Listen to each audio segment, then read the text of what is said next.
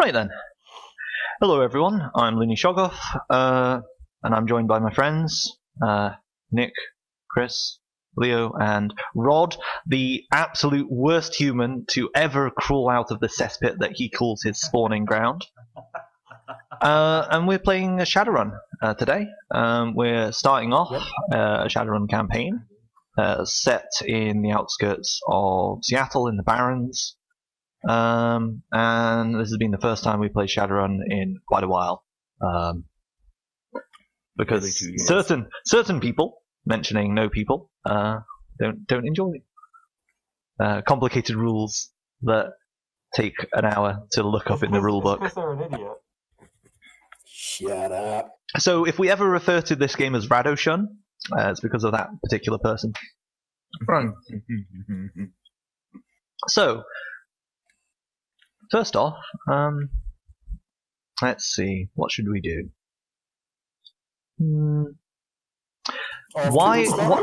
Why is your character down on his luck and in the Barrens? What circumstances, in a brief explanation, have led your character? Actually, no. Let's not have an explanation of why you're there. How do you feel about being here? So we're all starting in this crumbling tower block, the Blackcliff Tower block. How does your character feel about being in this cesspit of humanity? And we'll start from left to right. So Ping, Christopher, if you'd like to begin. Up until recently, Ping was quite happy staying in this tower with her grandpa. However, in recent times he's gone missing and she's grown quite worrisome, and so has decided to venture out to look for him. Okay.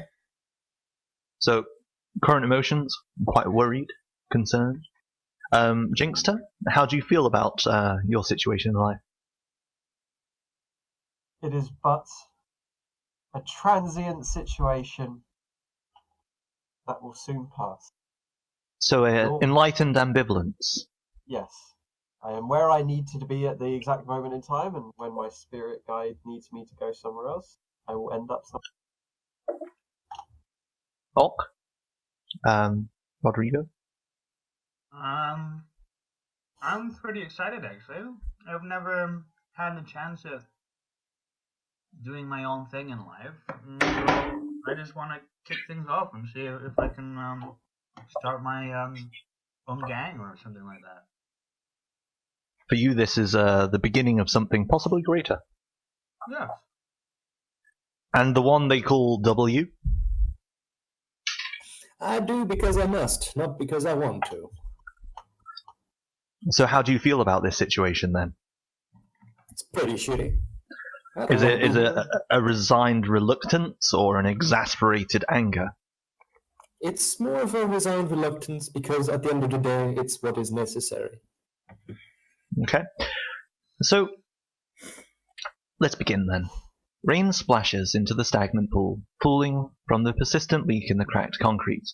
A rat with ragged fur, in mottled patches, scurries between rusted rebar, jutting out from the crumbling walls. Blackcliff Tower has certainly seen better days, the gutted shell now only serving as a monument to the failed ambitions of the forgotten slumlord. The world at large has consigned the Barrens as a lost cause, and so it fulfills its own destiny, attracting the discarded and the desperate, and of course, you. The squalor of your present surroundings is a pressing reminder of your financial predicament. And though your motivations are unique, the need for Nuyen is universal. So, you're all in a room in the Blackcliff Tower. You know why you're here. But what do you look like as you look around the room and you see your new companions or co-workers, I guess?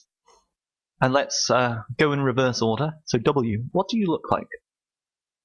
I am a rather old man who has lost a lot of what was once a splendorous appearance. Through situations not really of his fault, is now down on his luck. His whitish grey beard kind of spanning down his face, a grim look of determination. But I'm essentially wearing like a business suit that's quite ragged on the outside, and I look quite rough as well. I've My lifestyle has changed drastically to what it once used to be. Okay. And Ock, what's the sight they see when casting their eyes over you? Well, you see a big boy, very muscular, very stout looking. They would look at me, and if children looked at me, they'd cry. Babies would look at me, they'd cry. If grown-ups looked at me, they'd run away in the direction. Now, And when they ran away, would they then go into a corner and cry? potentially, yes, but considering very unfairly, I never talked to them after that, as they do run away quite far. I wouldn't know. I wouldn't know. But I am covered in tribal tattoos, and for those versed in tribal tattoos, it's actually the story of my life so far. And they're very visible tattoos. Hide them. They're all over my face. They're over my body. And there are parts of my body that don't have these tattoos because they're parts of my life I still have yet to do. So are they very much like the Maori tradition of tattoos? They are very much like the Maori tradition of tattoos, yes. But Okay. a bit more.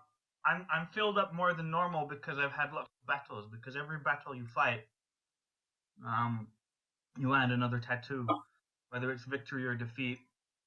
And I'm filled up to the brim with mainly fight tattoos, a story of fights. That's been mine. My most recent acquisition actually was the decapitation of an unruly fellow. It wasn't my fault. He put me into a rage, and I kind of ripped his head off. So here I am, hoping to be start a new life and see if I can create my own gang. Very well. The tattoos, are they recognizable by the uninitiated? Like, are there stick figures of people doing punching fights, or are they like, swirling patternistic designs that one unaccustomed with tribal tattoos would not recognize as a fight tattoo? A mixture. Some of them people might recognize. They'd see a stick figure-ish, kind of like the caveman stuff. But mostly they're swirly tattoos. Only really big events in my life tend to have a bit more to the pattern than just a swirly design or complex patterns. And of course, apologies. Because it's the reasoning behind it is because in tribal tattoos, the really powerful people have very easily discernible tattoos, because then the children and the younger people and people that aren't part of the tribe understand the tattoos and understand the true power of their might. Whereas the other tattoos, for the majority of the have, are really kind of almost a code. And only people who have undergone the tattoos really understand what's on them. And of course, Ock, sorry to point out the obvious, but you are a rather large, imposing orc. Yes, I am a rather large, imposing orc. So your skin is a pallid greeny grey, and your tusks jut from an angular jaw. Yes. But even you are dwarfed. Not mentioning my orcish nature. I don't think it's that important, of course. It's not that important, I can rip your arms off and slap you silly with them, but it's not really a big deal. And of course, even you are dwarfed by the largest of the four of you, Jinxter. Do you mind telling us what you look like? So, next to the muscly orc, I tower an extra maybe foot and a half. I'm a very, very imposing figure. My face has sort of bone horns coming out the forehead area, and I have very thick tusks jutting out of my mouth. I have black hair slicked back into a ponytail. My character is with sort of not like tribal, but very shamanistic sort of totems and things similar to a Native American sort of style of trinkets. This is sort of centered on. They're all sort of familiar to a bear, so they all liken to a bear. My character, whilst imposing, does not seem to give off an air of like aggression. He seems very calm and at peace. Like an island in the middle of a sea? Yes. Or a and lonely not only mountain that, peak? He, unlike probably most, he doesn't have like a slouch. He sits up very very straight. And whilst he is very muscly, it's not like rugby player muscle. It's more like a UFC fighter. So it's all like very well proportioned and toned. He doesn't look stocky. So, since you're sitting straight or standing straight, are the top of your tusks like cracking away at the crumbled? You know, in buildings you get those like little square pieces in the ceiling that you hide all the wiring behind. Are your tusks like scraping against the ceiling? Maybe slightly. Yeah, depends how big the room. But if the room's got a low ceiling, then yeah, when I stand, I might have to like sort of. I mean, that's the question. Do you when you stand? Because this Blackcliff Tower is it's basically a slum dwelling. It's very cheaply and poorly built. When you stand, do you allow for your height and like shrink a bit, or do you just stand proudly and have your head kind of push the ceiling out of the way because it's just this kind of flimsy like plyboard material? I would stand proudly and very much have my sort of horns, my bony, like horns, scratching up against the ceiling. Okay. And last but not least, Ping, the slightest of the company. What do you look like? Very slight indeed. Quite thin, really. I stand roughly about the same height as our companion W. However, I look a tad more frail than most of the rest of the group, especially the orc and troll. My hair is a sort of silvery colour with wires just sort of wrapped into it. And the eyes are a piercing green. She's currently wearing a lovely grey hoodie, mostly just to throw up the hood if it's raining or whatever. Sometimes there's a bit of a draft throughout the rooms. And is nothing special. Is the hoodie like that plasticky Mac material, or like a softer fabric? Nah, it's just sort of like a normal soft hoodie fabric. But as you well know, it can keep off a light rain. So probably produced from like some soy chum then? Probably, yeah. As everything in this world is. Indeed. And do you have any tools of the trade about your person as you sit in this room? Well, you might notice a small briefcase-sized object, which to the untrained eye wouldn't be much, but to anybody who knows what they're looking at, is a small console for commanding drones, or an RCC, if you will. Rigger command console, yes. Indeed. The other item which he has on her presently, you probably wouldn't see, being in a concealed holster. The non-telltale, non-bulge of a concealed weapon. I understand. Right then. So after the last of you enters into the room, and you find yourself alone, apart from your co-workers.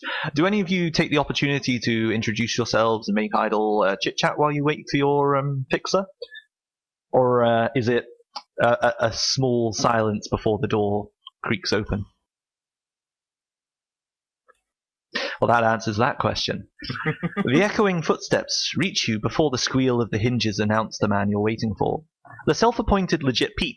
His pinstripe suit is a patchwork of unsavory stains and fraying strands. He's human, in his 40s, his face soft and doughy, and he claps his hands together gleefully as he spots you all. Alright, welcome to the big leagues. Real legit work here. I've got a solid hookup for you. Snatch and bag. Could be dangerous, but old Petey knows you're all up for it. 5,000, easy. After Petey's cut, you'll be looking at a cool grand apiece. That's just the start of this beautiful partnership. Play your cards right, alright? And Legit Pete, he'll set you up again, yeah? So I need to know. You guys in? Right. What we stealing? Well, details. That's one of them I don't have. But trust me, right? You're working for the right honest gal. She'll set you up cream and proper. Easy as pie, she said. Easy as pie. I'll do it. Great. 5 grand. That's. Are you sure? That's not Yeah. That's a standard payment for this sort of, easy job. I backtrack and start thinking about, 10 grand, 15 grand. Like, yeah, I'm not in a gang anymore. Do you wanna make some kind of a check to see you can work it? I do kind of want to make some checks. Do you have any knowledge skills that you feel would be applicable to a snatch and bag in the Barrens? Only gangs, actually. So, knowledge skills, the only ones I have are skills are... Oh, I've got... Oh, no, that's language. I've got smuggling and Seattle gangs. Okay. So, make a Seattle gangs test with a threshold of 2. Threshold of 2. It's just asking me to make the roll. Yep. Situational 2 is modifiers. no situational modifiers. 3 successes. Right, so you succeed with an additional hit on it.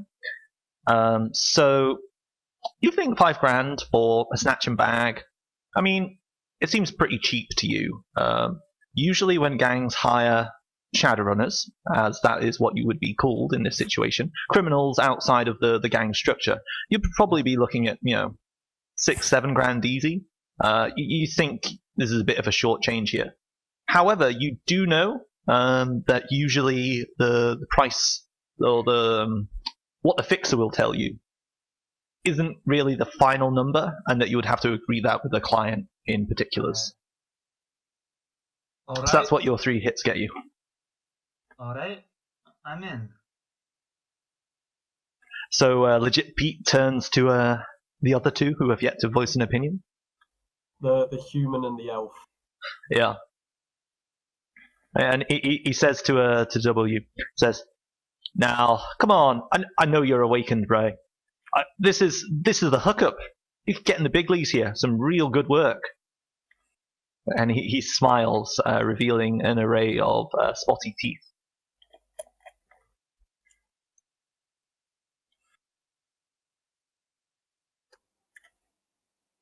The silence stretches before you. Him and says, "I'm guessing that since you don't know what we're grabbing, you don't know what we're up against, then."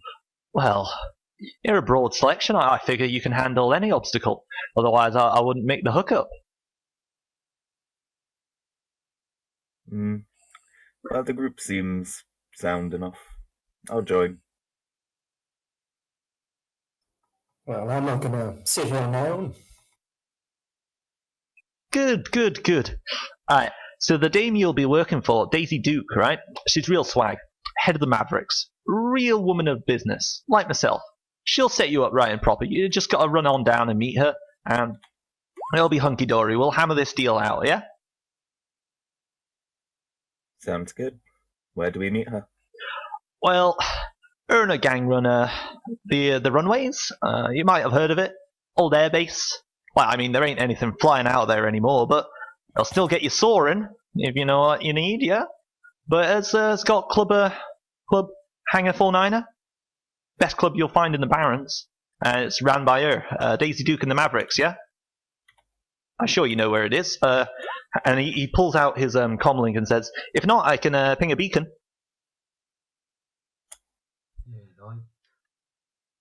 That'd be handy. So, I'm assuming none of you are running your devices silent. Nope. No. Cool. So all 4 of you get a ping from, quote, user, legit Pete, quote, with basically GPS coordinates. It's like like he sent a Google map to you. When you say running your device is silent, what does that mean? If you don't know what running your device silent means, it means you're not running your device silent. I would totally be. I have even a micro transceiver and everything for my devices. So if you're running your device silent, it means that you're not publicly broadcasting, and that without someone actively looking for you, they wouldn't see it. So in this instance, if you're running your device silent, he would send you these details, and you just wouldn't get it. He would assume that you were so poor that you didn't have a comlink. Oh, that's okay. I'll run it on silent. Cool. So the 3 of you get like little Google Map links. I kind of look around at the group and like just look at them. I have a quick look to see how far it is from our current location. It's about 2-3 miles through the Barrens. I wouldn't say it's on the outskirts of the Barrens, but it's not exactly close to the inner sprawl. It's a ways out there. You got to go through some pretty hard territory.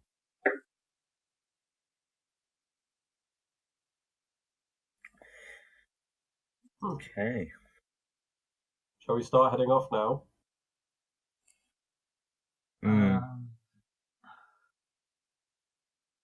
Could take the van. Might be Legit worth it if Pete's. we got to go through this territory. Legit Pete smiles like, see? I knew I had the right guys for the jobs. Anyway, you said right. It's a deal. It's a deal. And Legit Pete starts standing and dusting off an imaginary dust from this business deal. I stand, scraping the roof again, and I hold out my hand to shake his. He smiles warmly, and you see that slight note of hesitation that most humans have before he outstretches his hand to meet your mighty grasp, and gives it a hearty shake where he double clasps it and goes. Yep. Thank you for the work. Hey, no problem. And remember, play your cards right, and there'll be more. This is just the start. You're Shadowrunners now. Good. At the word. I kind of look at I look at my brother, and then I look at myself, and I go, well, we're definitely runners. We're kind of too big to be shown. Legit Pete, he gives that practiced chuckle, which can only be described as humoring you rather than you humoring him. And he goes, ha ha ha. Yeah, anyways, and my details, and he pings you a contact for him, and then he moves to leave, leaving you all alone in the room to plan the next start of your run.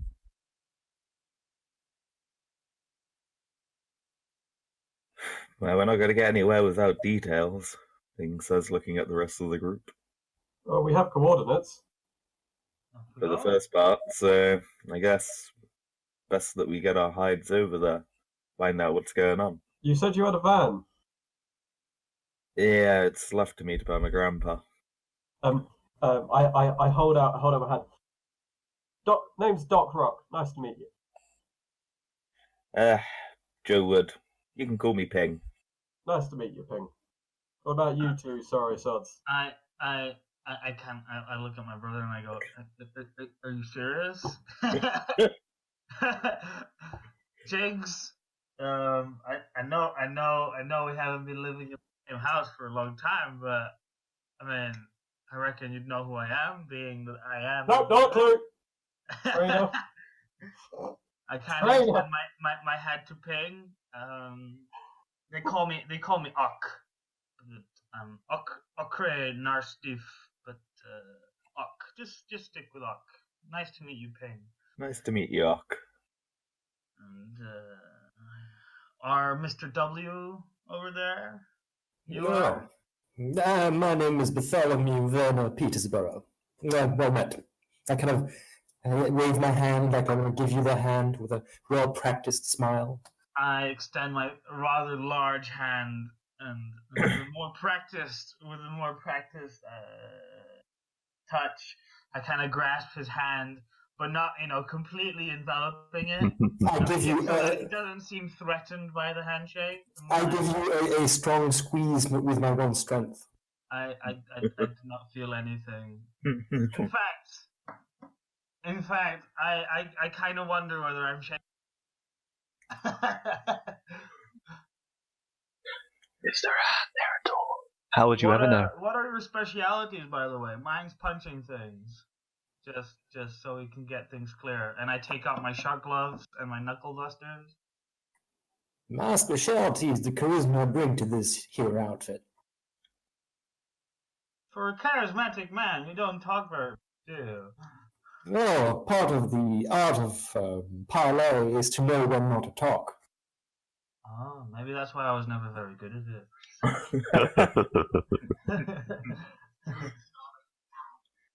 it. My part in this venture you'll see when we get to the van.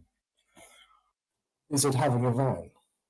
No, well, I mean, that is a part of it, but I have a couple of little toys inside, shall we say. Oh, I'm looking forward to seeing that. A brief smile. If I didn't know better, I'd say your small stature I'd say you're not quite the fighter, but then again, I have been completely outdone by someone smaller. So. Oh no, I would rather not get into a melee if possible. Though I do have backup, and she just sort of reaches into her hoodie and sort of shows a little taser and tucks it back in. It's always good to have. Oh, it's good to have. My specialty is magic. And healing, more importantly. I'm a relatively trained medic, and also commune with the spirits to heal. You have some important skills, sir. Thank you. Whilst I may look tough, I don't know the first thing about combat, and if I fired a gun, I'd most likely probably hit the sky before I'd hit a human being. So, I never did understand why our parents left you.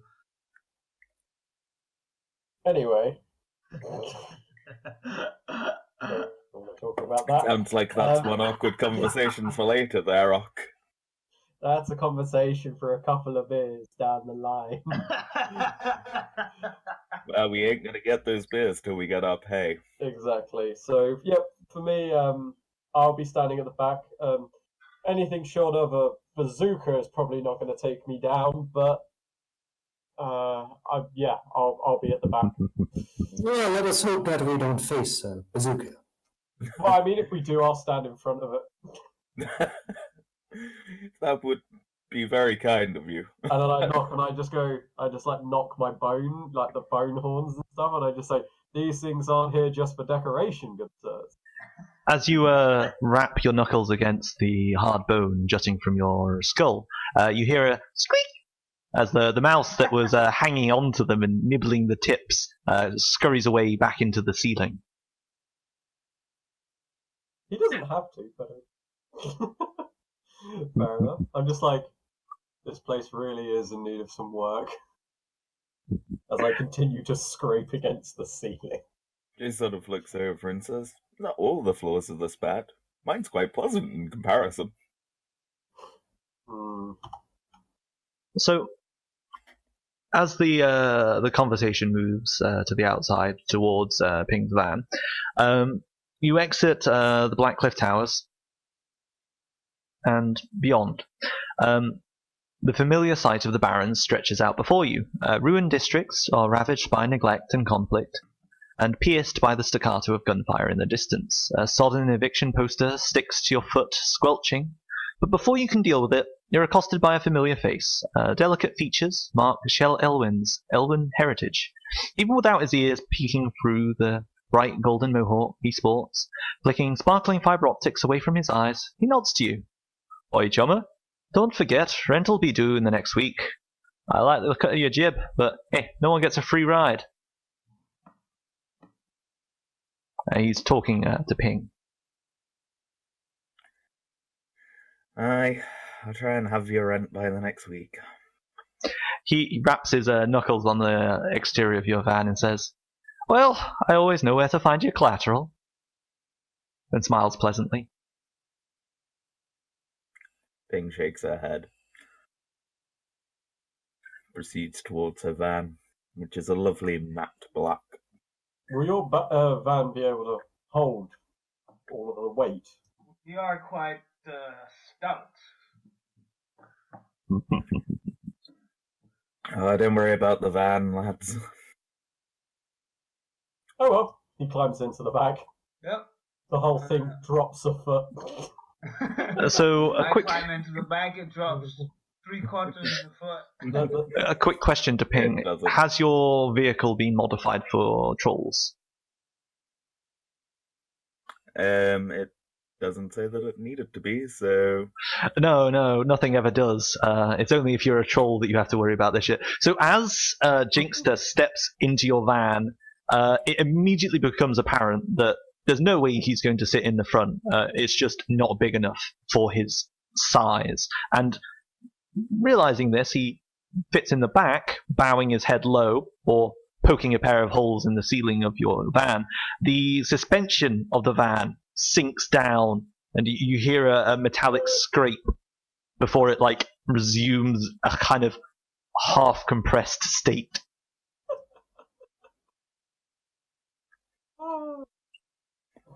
You two all want to get in the front, she says, looking at Bartholomew and Ock. Try and balance it out, boys. I'll get in the front. So, Ping, what does your van look like? As I said, on the outside, it is a beautiful matte black van. But on the inside? On the inside, you start to notice how thick the walls of the van are. It being slightly armoured for courier runs and such, as it has been made by the corporations that use them. You know, sometimes things need to go to dangerous areas. And isn't that everywhere? Sorry? Isn't that everywhere? Pretty much. In this world that we live in, this world of Radoshan. Seventh world. The seventh world? Yeah. Hang on. Magic in the seventh world, magic in the sixth world? Was it sixth? I got ahead of myself. Sixth, yeah. Woo! On the inside, you're greeted by 2 tracked vehicles decked out with a couple of AK-47s locked into their shells. These are the toys you suspect that Joe was talking of earlier. They're painted in a sort of army camouflage green, and nearby there are a couple of little toolkits. Anybody who works with either guns or with drones would know what each of them is for, but otherwise, just a couple of toolkits.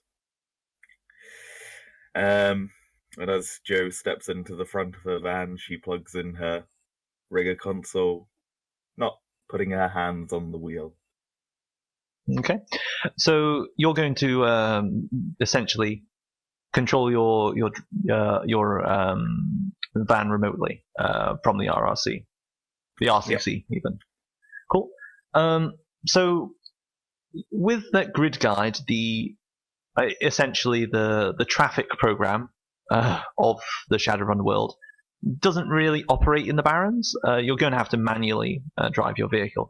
I assume this is no trouble for an experienced driver such as yourself, and given that you have a waypoint, you know where you're going. Do you make any special considerations about a route, or do you just take the straightest path?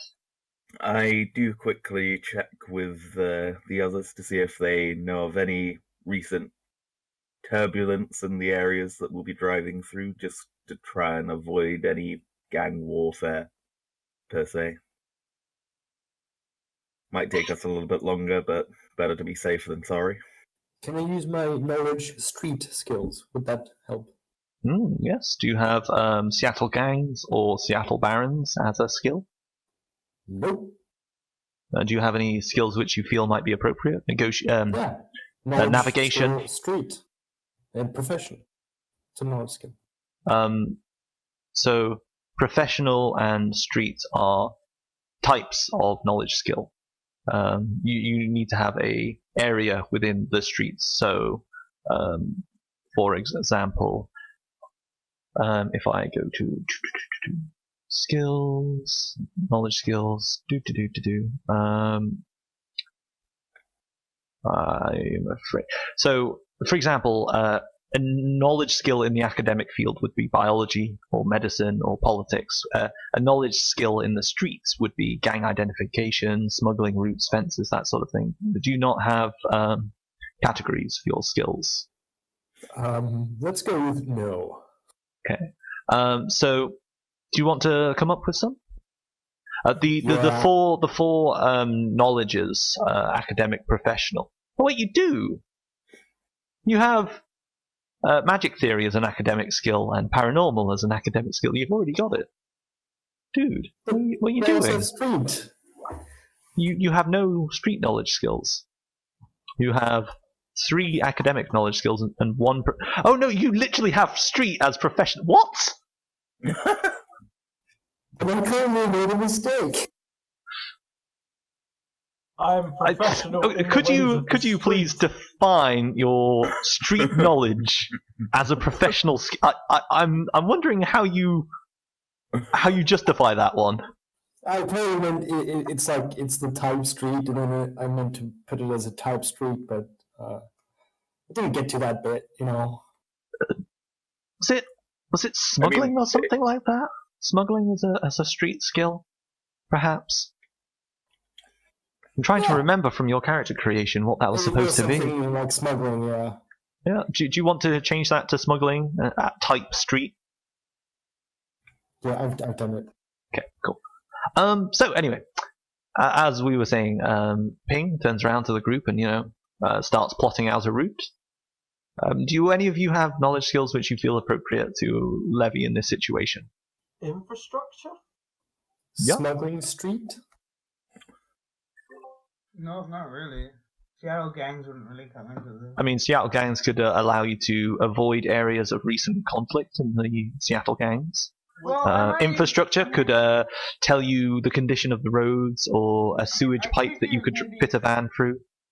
I couldn't use maybe smuggling, but I know the best route to be found, but... Yeah. Would you like to perhaps do a, let's do a helping skill test. Woo. Blah, blah, blah, blah, blah. Can I do an infrastructure test to... So, Just to figure out what, where we're going, what type of conditions will be there, sort of thing. And, what the journey will be like. Right. I assumed infrastructure or I have road, I have an understanding of roads and sewers, power lines, that kind of thing. How to get from one place to another. If everyone except Ping could roll a knowledge skill, and we'll do a teamwork test for this, which is just a standard knowledge. For one you feel appropriate. For example, Ock, you could go with smuggling or Seattle Gangs. Bartholomew, smuggling, and Jinxter. Any situational modifier. Nope. What's the specialization 0 applies? Specialization does not apply unless you have a specialization which applies. So, no. I got 2 successes. Cool. Ock, you got 2, and Bartholomew 4. Oh, Excellent. nicely done. So, Quickly, each why assistant that scores at least 1 hit increases the limit by 1, and they Okay. add their hits to the leader's dice pool. Great. Lardo, Yes, buddy. Bartholomew rolled for specialization. Oh, did I select the wrong thing? Could you please re-roll Bartholomew without so where it says specialization, no is the answer you want to give. Oh, then I need to do that as well. Did you do that also? No, yeah, he did as well. Ah, yes. If you could. So 5 successes between me and Bartholomew. Oh, that actually And- improved. Okay. So 9 successes across the. So, Ping, could you please roll a navigation check with an additional, what's that? 5, 9 dice and an additional 3 limit. Yeah, I don't have navigation as a skill. I know, There but you go. with a +9, you should be able to get a pretty decent roll on it. What are we under? Could I use a clairvoyance spell to see the path? Quite possibly. Well, let's wait until Chris is rolled. We might not need it. It's alright, I'm trying to find navigation in the frickin' thing. Ah, there it is. So, situation modifiers is 9. A nice 9 additional damage. So 4 successes. So unsurprisingly, between the 4 of you, there's no way you're going to get lost on this little venture. Jinxter, from your success, you know that the area you're driving to is the runways. It is an actual, no longer used airbase. Not commercial, it was a military airbase. And during the wars, it was subject to some bombardment. The runway, the primary runway, is severely damaged, such that most standard aviation vehicles could no longer use it as an exit. From your knowledge of infrastructure, you know that at the end of the runway there is actually a crater left over from this bombardment. While I'm not going to say there was a nuclear bomb dropped on it, the crater itself is radioactive and has a sludge kind of sediment in the bottom. It comes up in infrastructure courses where you need to recognize these sorts of hazards. So that's a little tidbit of information you know. Ock, you know the Seattle gangs are mostly quiet at the moment, but you do note that the route takes you nearby Bully Boy territory, not through, but nearby, and you are aware of a excursion by the SSG. The SSG are a paramilitary division of Seda Krupp Enterprises, and they recently obliterated, would be the correct term, a gang in Seattle. As always, they didn't really give a reason, but the military hardware of a corporation-backed security division is such that a Seattle gang can't really stand up to them. Unfortunately, they didn't stick around or do anything, so that vacuum of power has created a kind of eddy where the local gangs are vying for control of that district, making it a particularly hot spot to drive through. And this is the one we're going to. Not where you're going, but your route before you made the roll would have taken you through it, and you kind of go, nah, let's avoid that. Ping. Yeah. Oh. Let's change course. Let's take another route. This one is currently quite the fighting grounds between gangs vying for power. I'd rather not drive through it. Ah, good catch. Ping sort of looks at the next alternative route and says, is this one clear? Turning back to Ock, since he seems to have current knowledge of where the gangs are at. I look down that route. That route. This one should take us round. Right, this one should take us round that neighborhood. Best we follow this route. Right? Right? Yep. Okay. Makes And then sense. Bartholomew, your knowledge of smuggling lets you know that, I mean, driving a van through the Barrens, you're probably going to attract a bit of attention. I mean, if you just walked and kept in the shadows, there are a number of alleyways which you could navigate your way through, or even if you delved into the sewers, barring a couple magical critters that might take exception to you. But looking at the route, you can see that it doesn't go straight through any territory that someone would object to. So the normal standard risks of the Barrens would apply. Plus, I doubt any of the two giants would fit in the sewer. Sewage No, pipes can be rather large. I literally, I'm just like, I for a very long time worked in the sewers. Trust me, there are multiple routes we could go that I could guide us, if need be. Well, it's up to you, Gemmas. But I'm not sure if the sewers stretch that. Would they?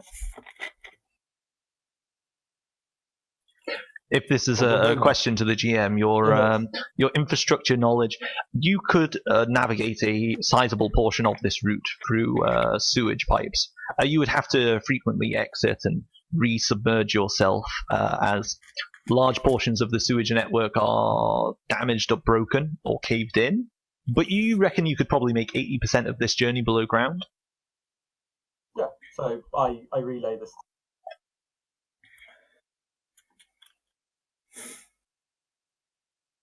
As long as we don't run into the sewers in the 162's area, that would be a good option. So who wants to take charge on this?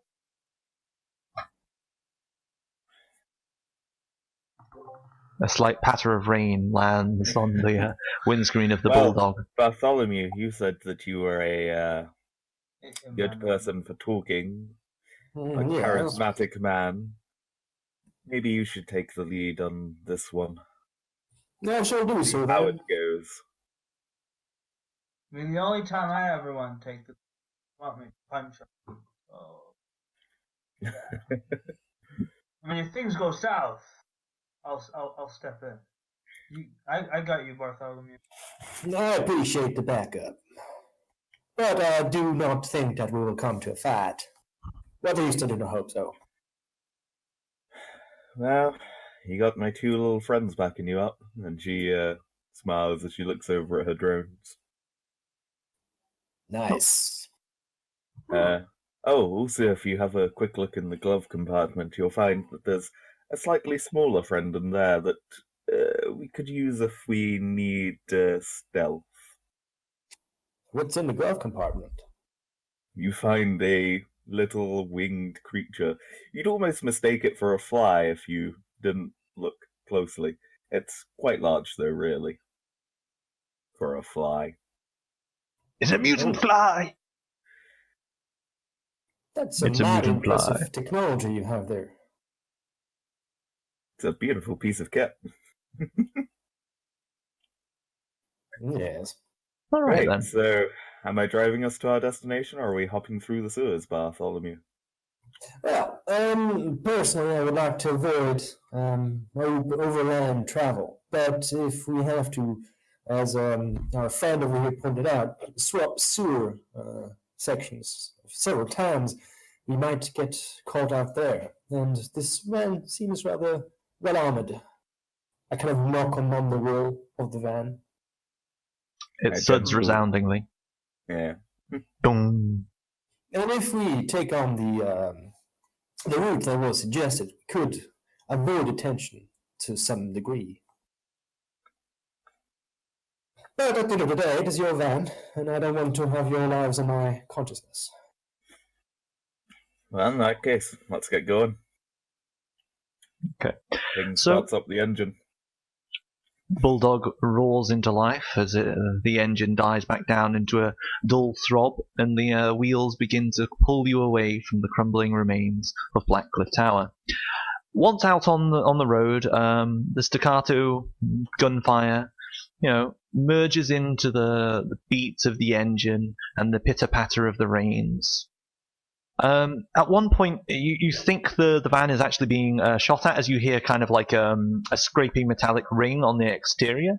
But looking back in the rearview mirror as you pass, you can see that there's a person like picking up, like cans off the road that are like squashed flat. Not entirely sure why, but oh well. Recycling effort? Probably not. Maybe. One thing you do notice is as you're slowing down for a series of overturned cars that are partially barricading the road, and you begin to slow down as you approach it. You see a trio of gentlemen garbed in the way of hoodlums. They are wielding what looks like tire irons and bits of lead piping, and they're kind of crowding around a like a hot dog cart. There's a kind of meekish looking man, obviously harassed, pressed up against a wall, and he looks like he's holding up his hands and trying to wave them off or calm them down, but they're pressing in around him. What do you do? I turn to the others and say, looks like the streets are rough as ever. Look at that poor sap. Could stop and help him. Let's go help him out. I concur. So as the van grinds to a halt, how far away do you park the van, and do you all kind of burst into action, or what's the modus operandi here? We could negotiate with them for the release. Are they bully boys? Could you make a perception skill check for me, please? Perception.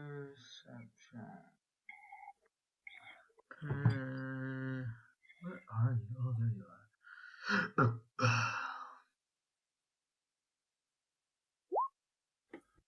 2 dice and 1 success. Oh yeah. So you can immediately tell they're not bully boys. They do have gang markings on them though. If you want to make a Seattle gang roll, Please. you may be able to identify them. I do want to do specialization. No. Your specialization is bully boys, and these are not bully boys. Okay. Next. 4 successes. Oh yeah, of course you know who these shit stains are. They belong to the Panthers. Relatively small gang. You're not even sure they have that much in the way of firepower between them.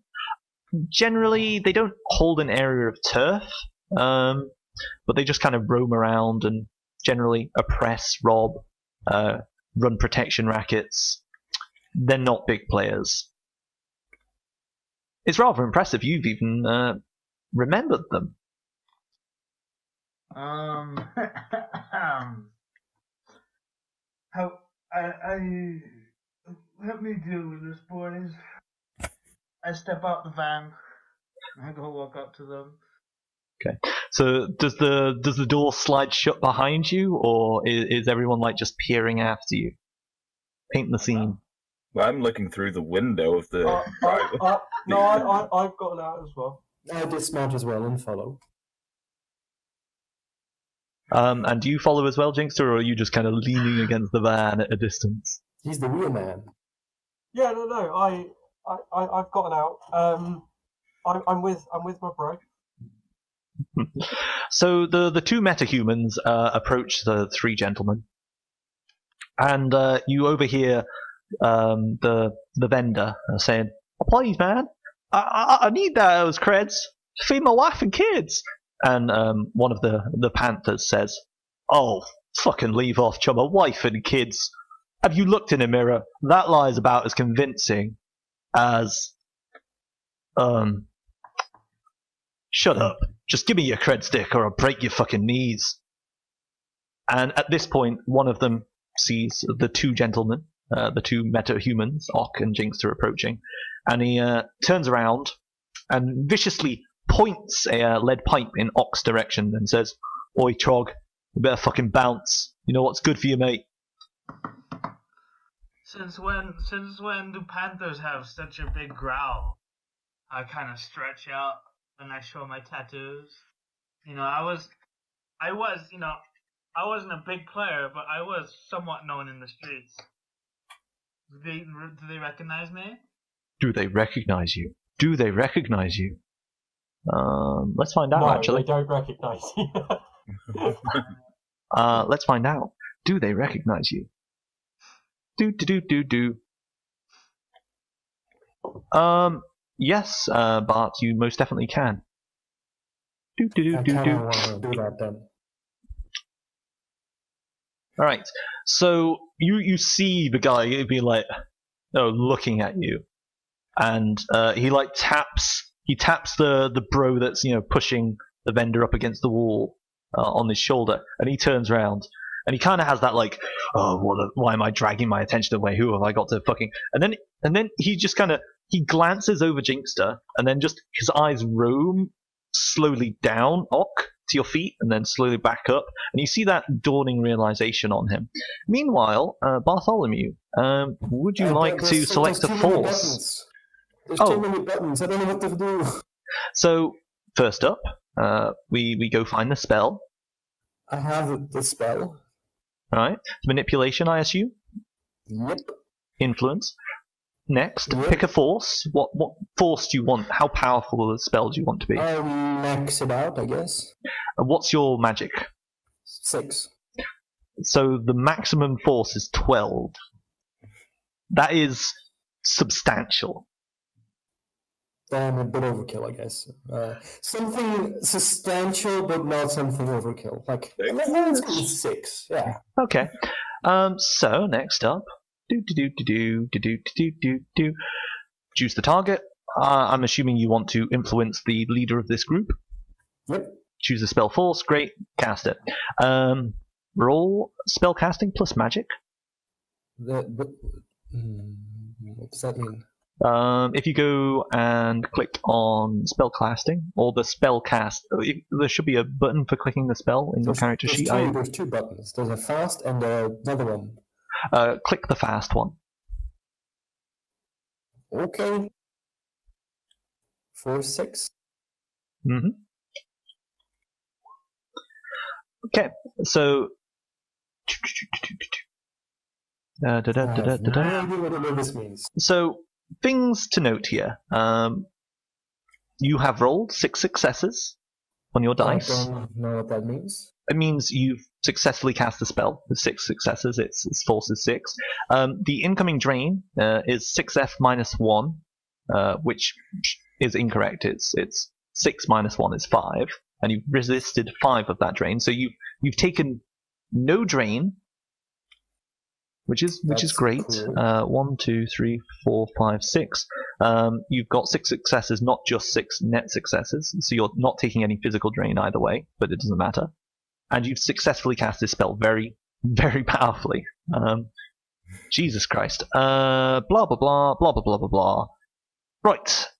And then I need to go look at what the spell does. Because you've succeeded, and it's probably going to be resisted in some manner by this. 292. It doesn't say he has to. It just says that the subject can attempt to overcome it using the rules for mental manipulation. It doesn't say he has to. I mean, he has a massive troll-like thing. Logic plus willpower. He's going to resist the shit out of you. Yeah. He's going to roll his logic and his willpower as a group.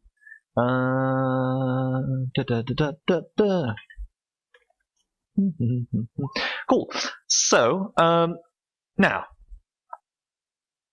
Bartholomew, you weave your magic and you feel the weak mental impact of this fool as his eyes drift slowly up Och. And then he drops something on the ground near the vendor's feet and says, "Right, legs up, Panthers. This fucking scrub's not worth our time." And you see the guy that like tapped the leader on the shoulder be like, "But why, we can take, there's two of them." And the leader goes, "Ain't fucking worth it." And he gives him the eyes. And the three Panthers begin to move away from the accosted vendor. Alright. Whether due to Och's notoriety or Bartholomew's magic, you simply will never know. Meanwhile, What magic? No one witnessed that magic. so legitimately no one did. No one made a roll to perceive magic, so unfortunately you do have two other spellcasters, so if any of them wanted to be aware, they probably would be. Anyway, moving on. The vendor looks at Och and down to the cred stick lying on the floor between him, and without like losing sight of you, slowly bends down and picks it up and says, What now?" And you can see he wants to put the cred stick back in his pocket, but he's afraid that you might be lynching him as well. I'm thinking about it actually. Pick him up. He's holding it and looking at you.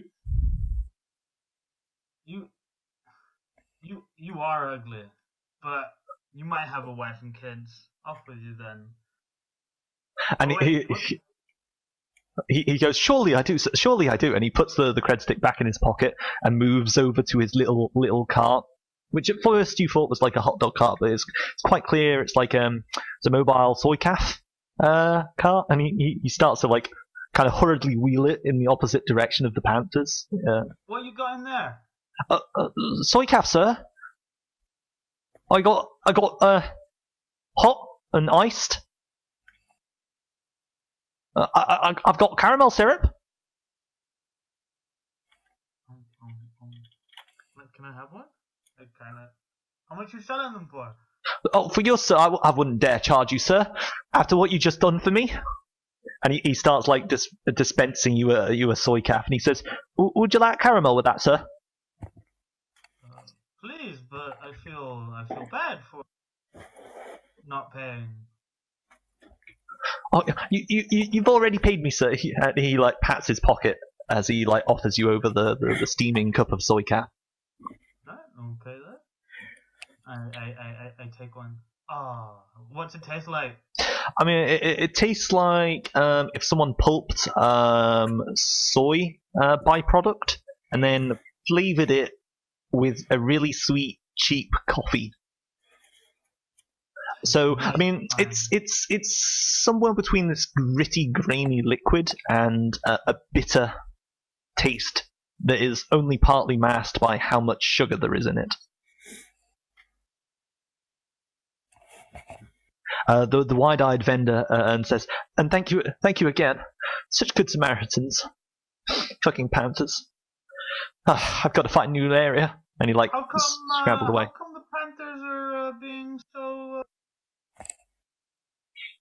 So he's starting to wheel away, and he stops, and he looks thoughtful, and then he like starts to pour himself a soy calf. And as he's doing it, he realizes that he's being slightly rude, and he offers one to the mighty troll standing like a mountain behind you. "Oh, sorry, sirs, I didn't see you there at first." An obvious lie. Could I offer you a soy calf? I'm alright. Cool. Alright, that's that, I guess. Yeah. So you hear about the corporate boys coming down to the barons to do their dirty work. Yeah. Which ones? SSG. And the vendor nods emphatically. Can I roll a corporate roll?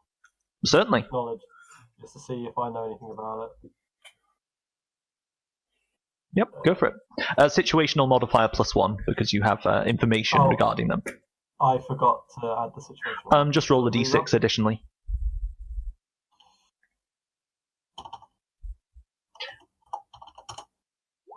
So 1 success.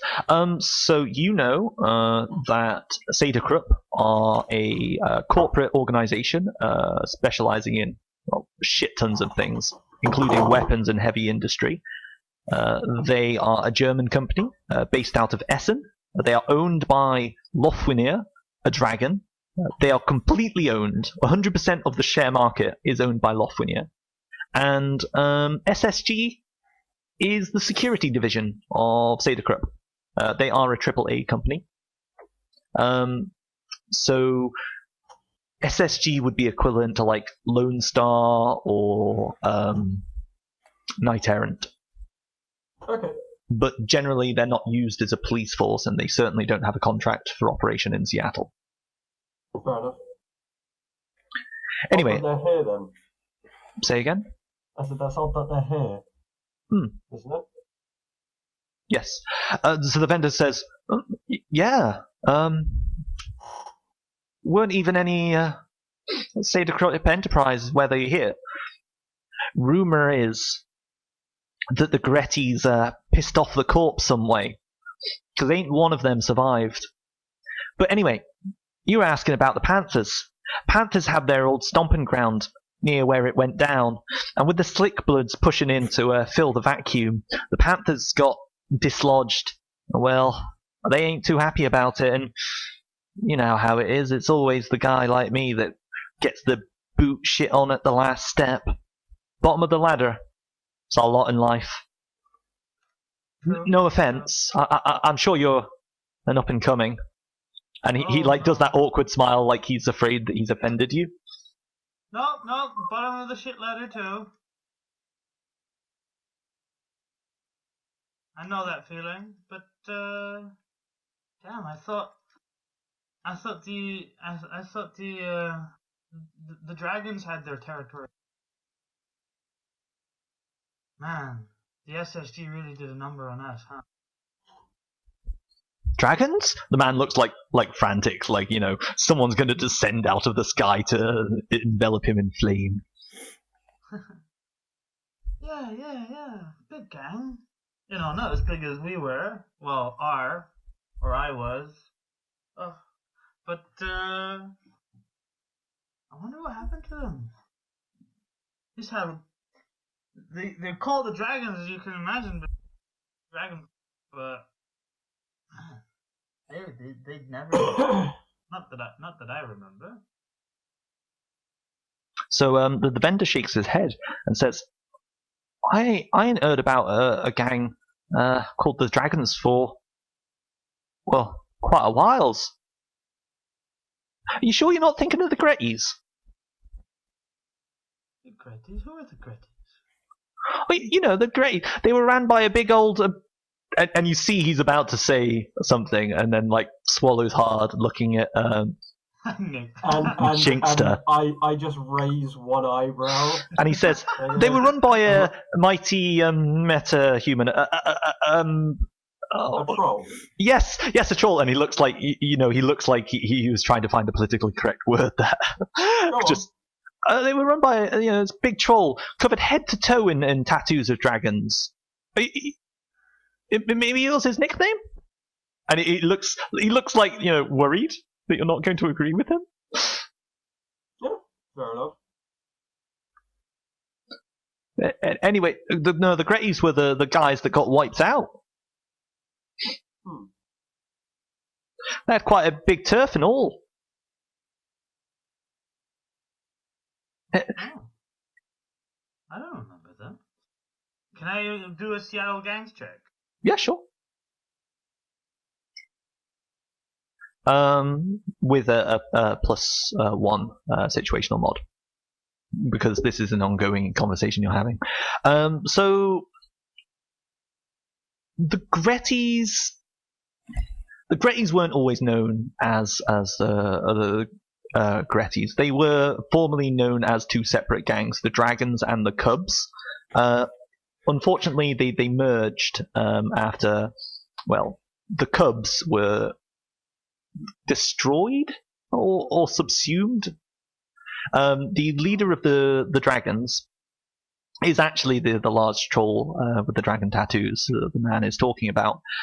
Defeated the leader of the cubs, and they became a joined gang called as the Dragon Cubs, but this name didn't really stick, and in the end they came up with the Gretties, but you're not really sure why. It doesn't sound like a better name. But you suspect being called the Dragon Cubs kind of was a bit of a derogatory slur. You know, because Dragon Cubs is kind of weak. Ah, yes, the Gretties. Ex-Dragon Cubs. I remember calling them the Cubbies. Well, the Cubbies? Nah, the Cubbies ain't been around for 5 years. They got wiped out back in 2070. Yep, that's true. It's true. Oh, remember that? I remember. Didn't leave the house for days. Oh, it was quite good. We were able to get quite a lot of that. Kind of how we grew, actually. Old Cubbies. Well, thank you, dear sir. And delicious whatever this is. Thank you. Soycaf, finest in the Barrens. I'll remember you. Your name, by the way. Vicky. I'll come back, Vicky. If I ever want some Soycaf. Sure thing. And he pulls out his comlink, and you get pinged an advert. Woo! So if you have AR, you see your phone like emit a rotating 3D Soycaf cup. And he doesn't sound at all. He doesn't sound at all surprised that I am Frederick Stout, a dwarf on my god. No, this is the Barons. Plus, he probably didn't even look at your ID. I mean, it's not like unless he looks at it, he's going to actually see that you're running a fake SIN. He literally just kind of does the AR gesture. He's essentially throwing you an object in the Matrix, which you can't really see because it's not physically in existence. All right. Cool. Alright. Thanks, Vicky. Okra is my name. Any of them cubs come back here, you tell them Panthers, sorry. Any of them Panthers come back here, you tell them you got Okra's protection. Or Ok. Well, thanks, man. Oh, sorry. Do I need to pay you for that? And he looks worried again. No, actually. Just, next time I come, give me some Soycaf, I guess. Yeah. Sure thing. I'll start a line for you. Woo! And you see him like tippy tap on his comlink. All right. So, as you return to the van, Bartholomew, are you beaded in sweat at the awesome power which you wrought, or are you just standing there like it ain't nothing? I'm standing there like it ain't nothing. This was not like straining. I'm mighty and powerful. I kind of like look at the two each other and say like, mighty fine job, boys. Mighty fine. That was easy, man. You sure showed them. Those Panthers got no balls. That's what they got. Well, to be honest, if you two were approaching me after I was trying to shake down a business owner, I'd have the same reaction. Oh, you Bartholomew, you definitely know how. You cut out there. You definitely know how to make me blush. Oh my.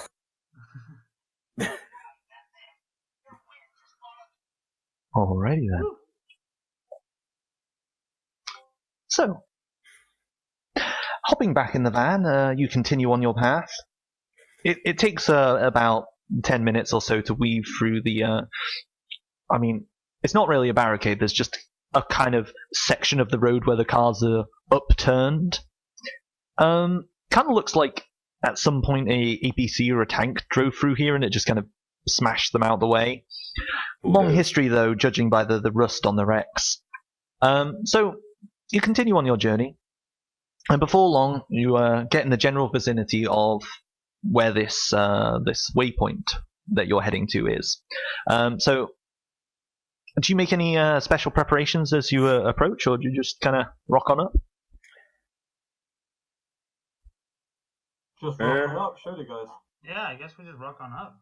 Rock on up, but as we're pulling in, I go, oh, forgot. We should probably swap our comm numbers. I kind of look at my comm. I flash it into the AR surroundings. A message pops up if any of you have AR, it pops up. I don't have my glasses on at the moment, so. So is this a moment in the back of the van where you all like put on glasses and start flinging messages at each other? Except for me, I don't do that. I mean, in the movie of this, this would be the moment where like we get a title screen splash as each of you throws up your name, and underneath we see the quote fake sin, but it's actually the actor playing you. Bright green neon letters. In which case, the name that pops up for mine is just a beautiful change. Tabitha Burns. Interesting to know, W, and Jinxter, actually. Yeah. Do your real names pop up when you exchange details, or are you both running fake sins? I'm running a fake sin. And Jinxter? Yeah, I'm running my fake sim. Cool. I ask because I'm aware that both of you have real identities. Like, Yeah, what's the correct way of saying this? Registered real identities. The sim that everyone gets pinged is a man named Brandyburg. Okay then. Brandyburg. All right. So a troll that looks nothing like me. Close enough. It's a troll. They all look the same, don't they?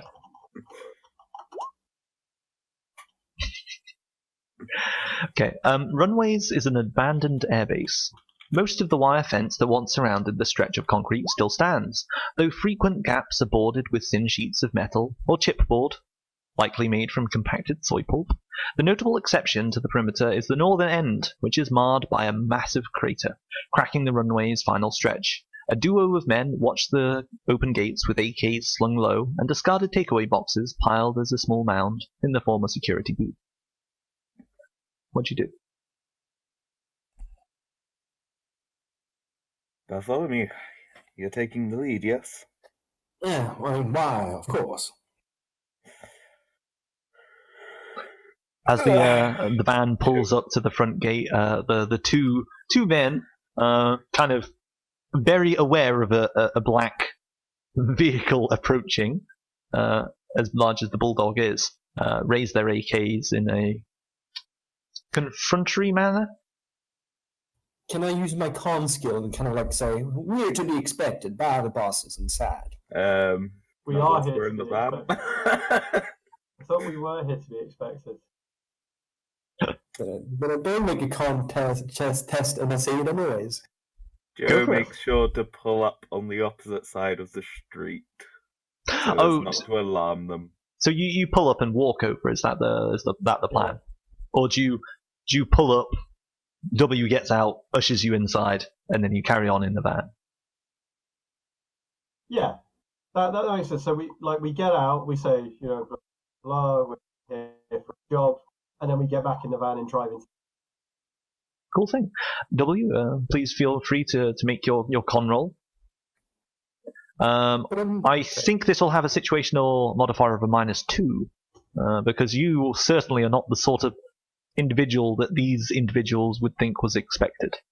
But since I have the positive thing on the first impressions would cancel that out. That is incorrect. That is correct. Indeed. Can't we not name drop? What was it? Legit Pete or what his name was? You could, but Bartholomew, what do you say as you approach? We are expected by the bosses inside. Would you kindly open the gate? Oh, I'm going to resist the shit out of your roll. Oh yeah. Just give me a second. That you are capable of this. Oh baby, you better believe it. Hashtag 5 successes. Go fuck you. It's only 3 successes. I'm calling it with my clairvoyance. Boop, boop, boop. Oh, So 4 successes. the pair of gatemen with 0 successes, they look at you.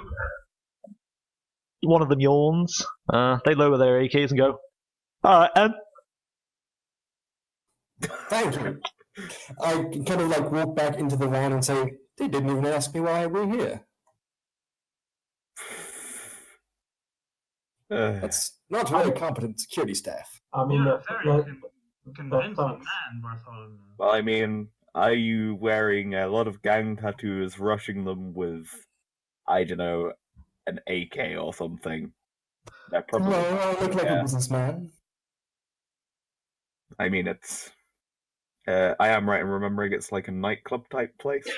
So the runways is an abandoned airbase.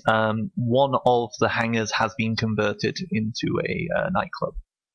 Yeah, so, I mean, you know, us business types tend to go into these kinds of places. And she just lets out a smirk at W. Well, maybe not all of us do, but anyhow, let us proceed. Okay. Right. So the van easily pulls into the runways, and before long, the kind of mass of people make continuing in vehicle a shadow of possibility. Slung between the husks of jets are lean-tos and ramshackle huts built into the fuselage. Every so often you spot one of the Mavericks, that's the gang that run this place, roving about. Most folk ignore them, but you do spy a pair beneath a cargo lighter's wing. In a heated exchange, the squatter's ratty clothing, matching his pocked skin and frantic eyes. Ahead you see hangar 49er, and it's gleaming with light. What do you do? I continue to slowly drive towards the hangar 49er, making sure not to bump into any civilians or planes. The morass of imagine that this is an area with a fence around it, the runways, right? And then imagine that the space in the middle of it is just kind of taken up with squatters, kind of making I want to say like a favela or a shanty town kind of thing. That makes sense. Yeah. So there isn't really room for the van to kind of pull through.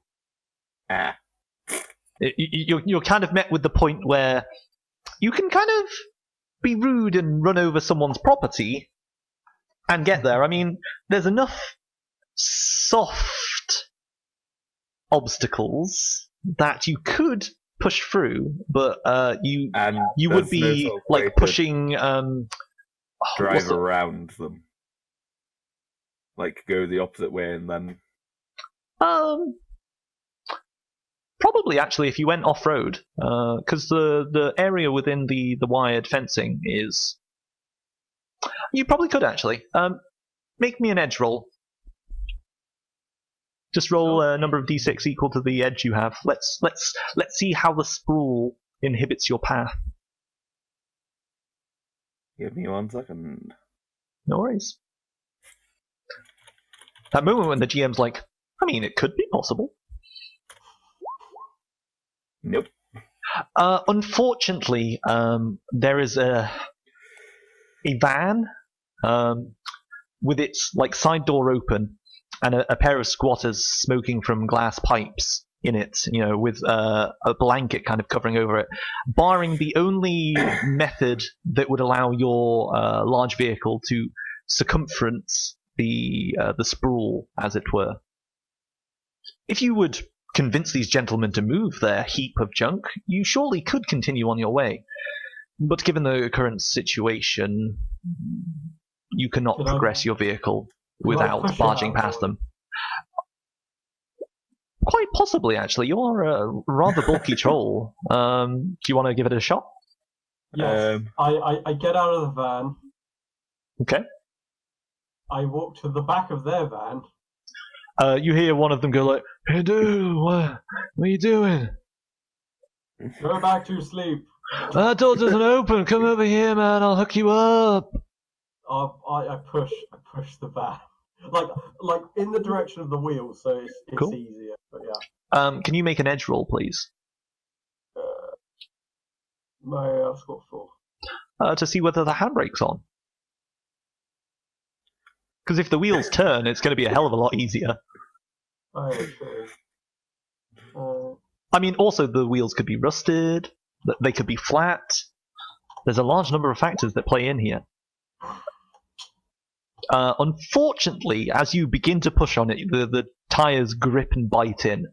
So if you could make an opposed roll resisted by the body of the vehicle you are attempting to push. So situational modifiers. No. if you could roll your strength plus your what's the one I'm looking for? Strength plus your body. I will resist it with the body of the vehicle. Strength plus body. That's carry/lift. I just did. Great. So you have 6 successes. Let's. I'm just gonna tell you now that vans have ridiculous body in that though. 18 I know. d6 greater than 5. So, putting your back into it, you hear something ping beneath the car, and the wheels begin to move. It slides until the front of the van is pressed firmly against the wire fence, and allows a large enough opening that your van can proceed. The spaced out occupants are like, "Dude, it's kicking! The world's moving!" And the other one's like, And I just walk back round to the open thing. I just have a good day, Jen, and I get back into the van.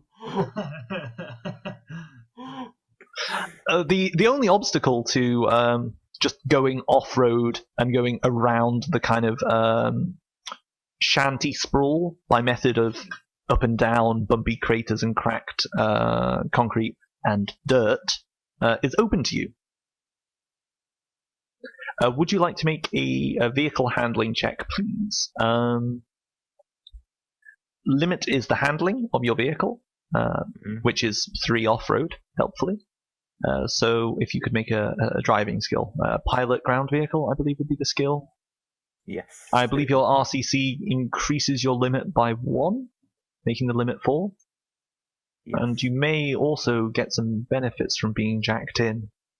I would hope that you are aware of these. Not with my current method that I'm aware of. Well then. Because I'm not jacked in.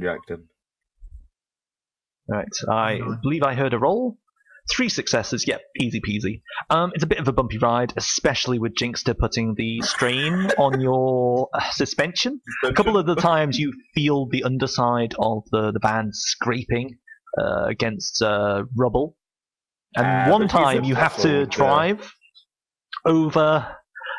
it's basically, you know, the wing of a fighter jet that's like not attached to the jet. And you kind of have to ramp off it, and there's a bit of air time, and then you land, and it just goes like... But despite these obstacles to your progress, you manage to skirt around the slum market dwelling and find yourself parked at the side of a large hangar, from which lights sparkle and gleam out of the little kind of windows that circle around the top. Surely people are no obstacle to your mighty vehicle skills. I'm not going to run people over there. I mean, you didn't have to run people over, you just have to run their property over. No, I'm not doing that either. I mean, people would get out the way. I pull up the van and say, I think this is as far as we go.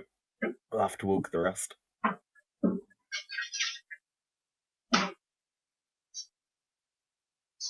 So we continue on. Cool.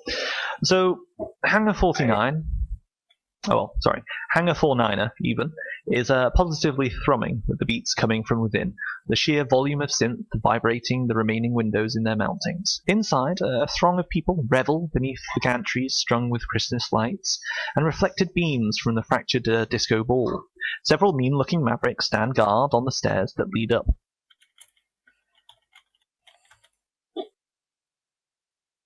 There is no bouncer or bodyguard, as it were, that stops you from entering the club proper.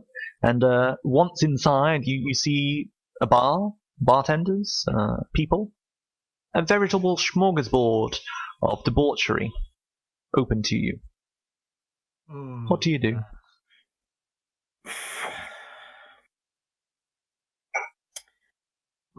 So, guess we gotta find this. Hang on. Well, they didn't tell us who we were meeting, did they? Daisy Duke. Daisy Duke. Yeah. Daisy Duke. Oh, yeah. I forgot the name. Could ask the bartender. Maybe get a drink at the same time. Working well on the job. I like your style. I like your chutzpah. Well, for me, it would be a soy calf. If they've got any. Okay. Yeah.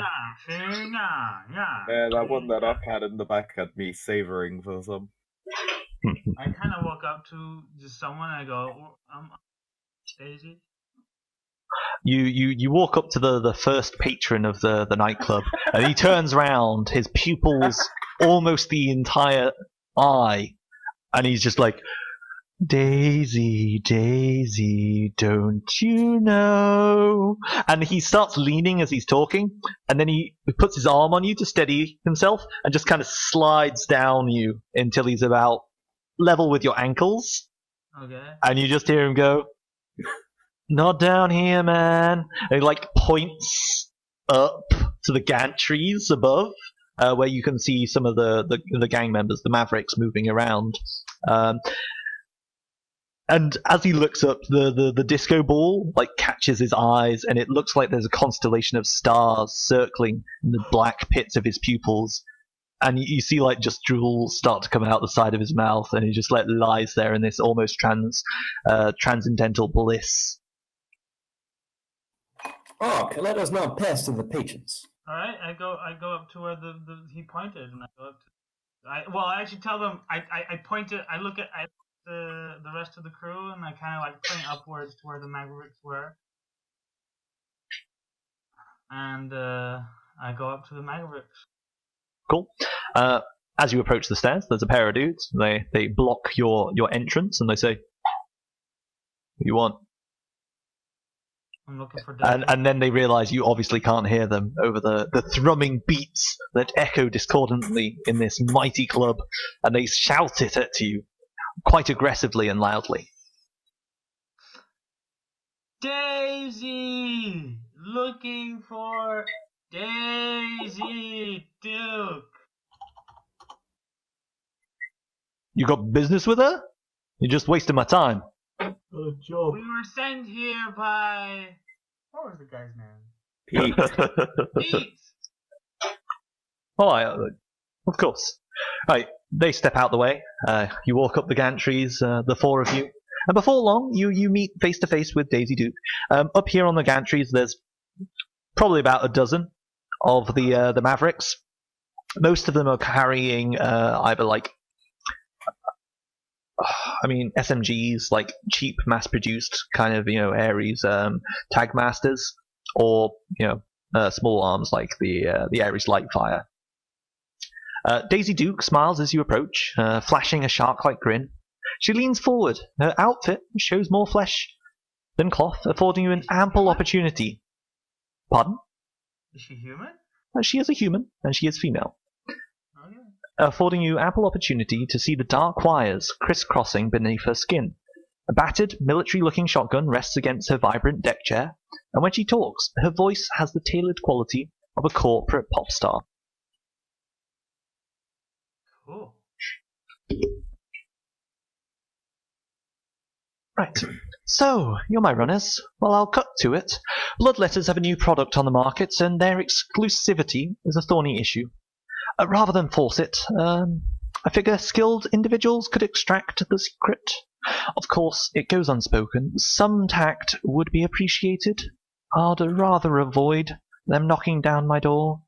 Ammunition can be expensive. Fair enough. So, in a secret, is that right, W? Yes, we will perform this quietly and with tact. So it's a pickup mission. This is our character.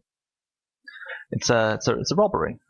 She's asking you to nick the secret. Yeah, pickup mission. Yeah, pickup mission. Pretty much. We're gonna collect 7 bear claws. So okay, back in character. So whereabouts is it? Oh, out on the edge. It's an abandoned warehouse, I think. The district the bloodletters hold. Naught but shit out there. Not I'm really looking to muscle in on. What sort of resistance would we be up against? The bloodletters.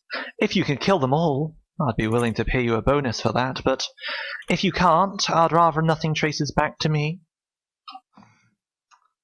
We'll see what we can do. I look at Ock. I'm just like, I look at you, and I just smile. just oh dear. Oh no. Daisy. Me and him going into a frenzy. Daisy smiles at the large metahuman Jinxter and says, "So the matter of price then? 7,000 should cover it." 7,000 should cover it, Jinx. Fair Fair price. Just quickly, is that her? Well, actually, no. You said 7,000 was cheap, right? I believe I said 5,000 was cheap. 7,000 is more normal. It's low end of normal in your estimate. Can I use my elite negotiation skills? Certainly. What about 8? What about 8? Right, let Leo have a go. No, I kind of look at Leo and I Oh. kind of like put Actually, 8-9. I put 8-9 on my fingers. You know. Can I roll a knowledge corporate to see what is the standard for like a corporate like Shadowrunner job? In the way that I want to assist Leo in negotiating. Well, I tell Bartholomew 8-9 is probably a better number. I kind of like go quietly say back, maybe 10. Jinxter, if you would like to roll a corporate knowledge check.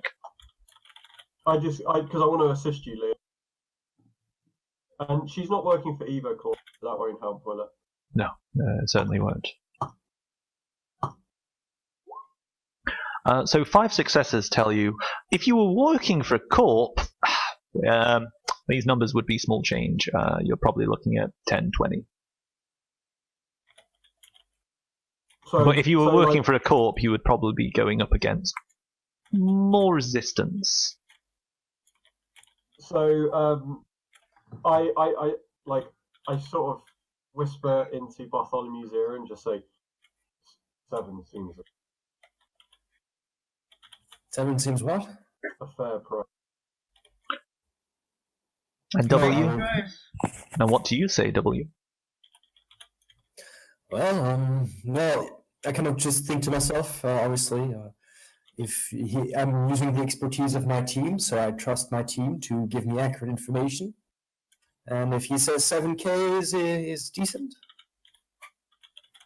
What did I tell you?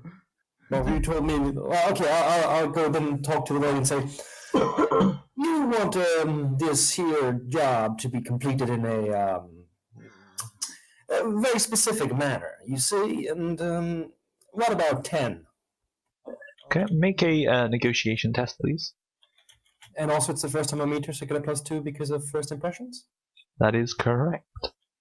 Yay! Who am Roger, just as a quick question, what was the name of the gang here? The gang here, these are the Mavericks. Mavericks. Daisy Duke is the head of the Mavericks. 6 successes. Nice. Damn! Damn, son! Where Daisy Duke gets like 12 and you're just like, damn! Double damn! Triple damn! Damn combo! Here we go, this is the one we're looking for. Combo breaker! Combo breaker! Yeah, we've been too successful up to this point, guys. This is where it all goes wrong. Jesus! Oh, it's gone wrong! Unfortunately, no. That's incorrect. Yeah. 1, 2, you put 3, less 4, than 5. 5 Five. successes.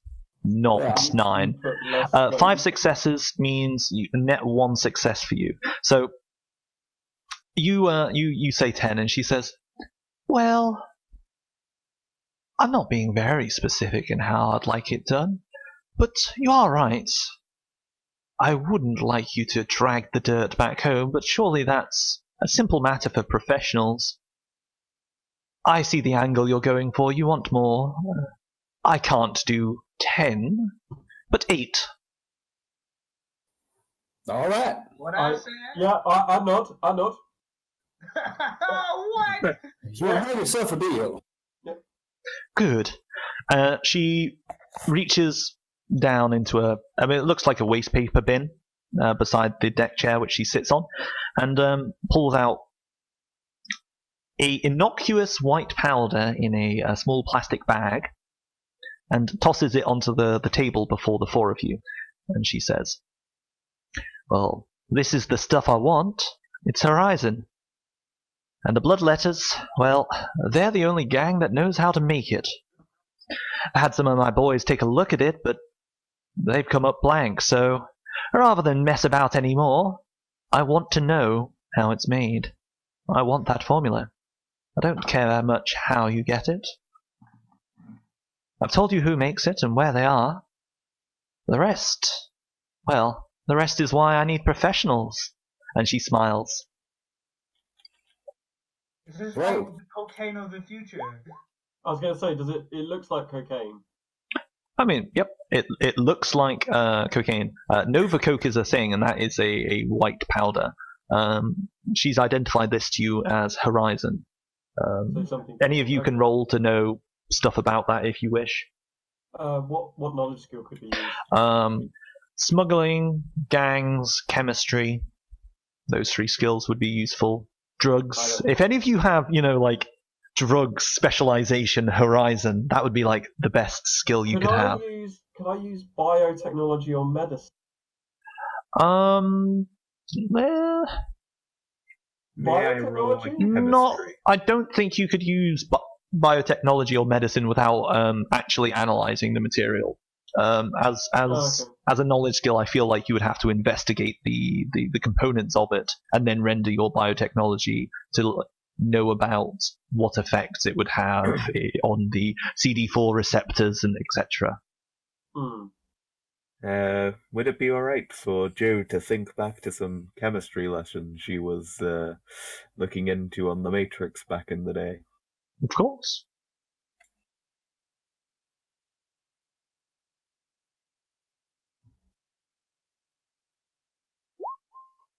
Cool. Your knowledge of the chemistry tells you that drugs, especially recreational drugs, are wide and prevalent in the Sixth World. However, you've never come across Horizon. It seems to be novel, new, unheard of to you. So not a rehash of something. Not that you know without examining it. Yeah.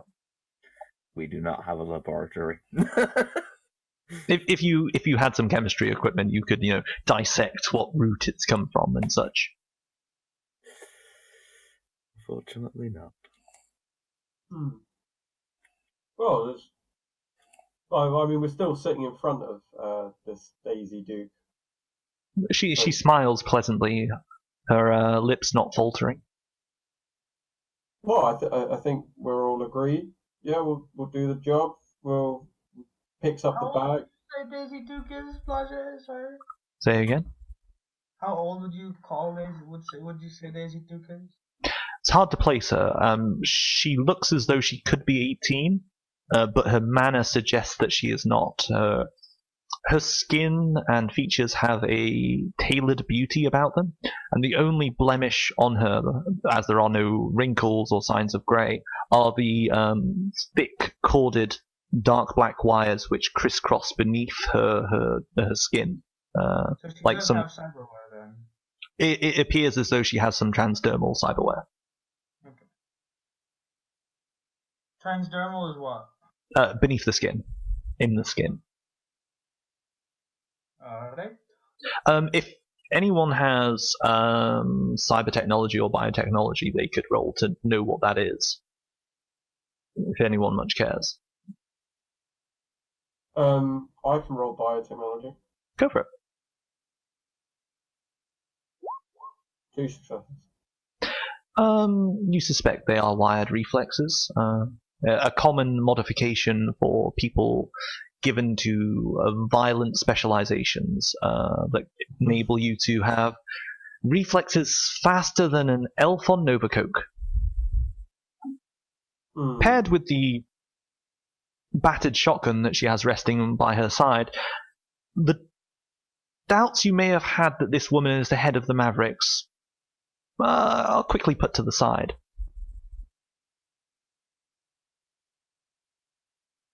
She's for shizzly my nizzly ahead of the For shizzle nizzle. Your nizzle is shizzled. Right. So is the plan to continue this conversation in the van downstairs, or do you have any further questions for Daisy Duke herself? I think we have all that we need, no? I just quickly say, we are we expecting, or should we be expecting, like heavily armored people? She says, from what I know of the bloodletters, they are armed. They managed to hold their own, but it wasn't always this way. I don't know that they're particularly large. 10, 20 people, maybe?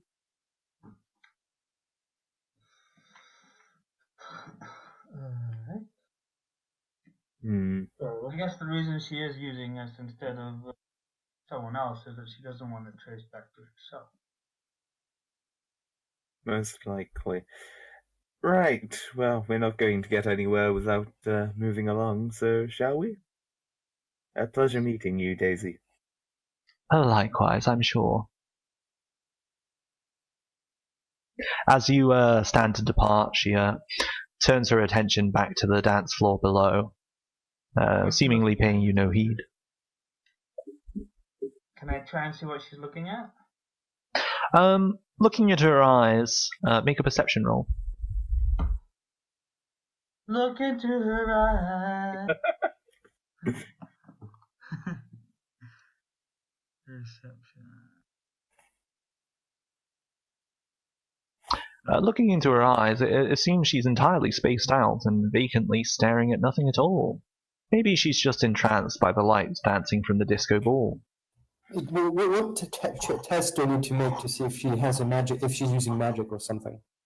You could roll astral perception or sensing. I think it's astral perception is the skill you would want.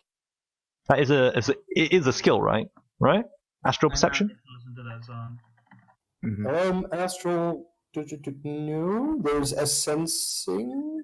Alright, give me a second. Stupid magic. Bada bada Pokemon. Social magical. Yep. It's a sensing. If you could roll a sensing, please.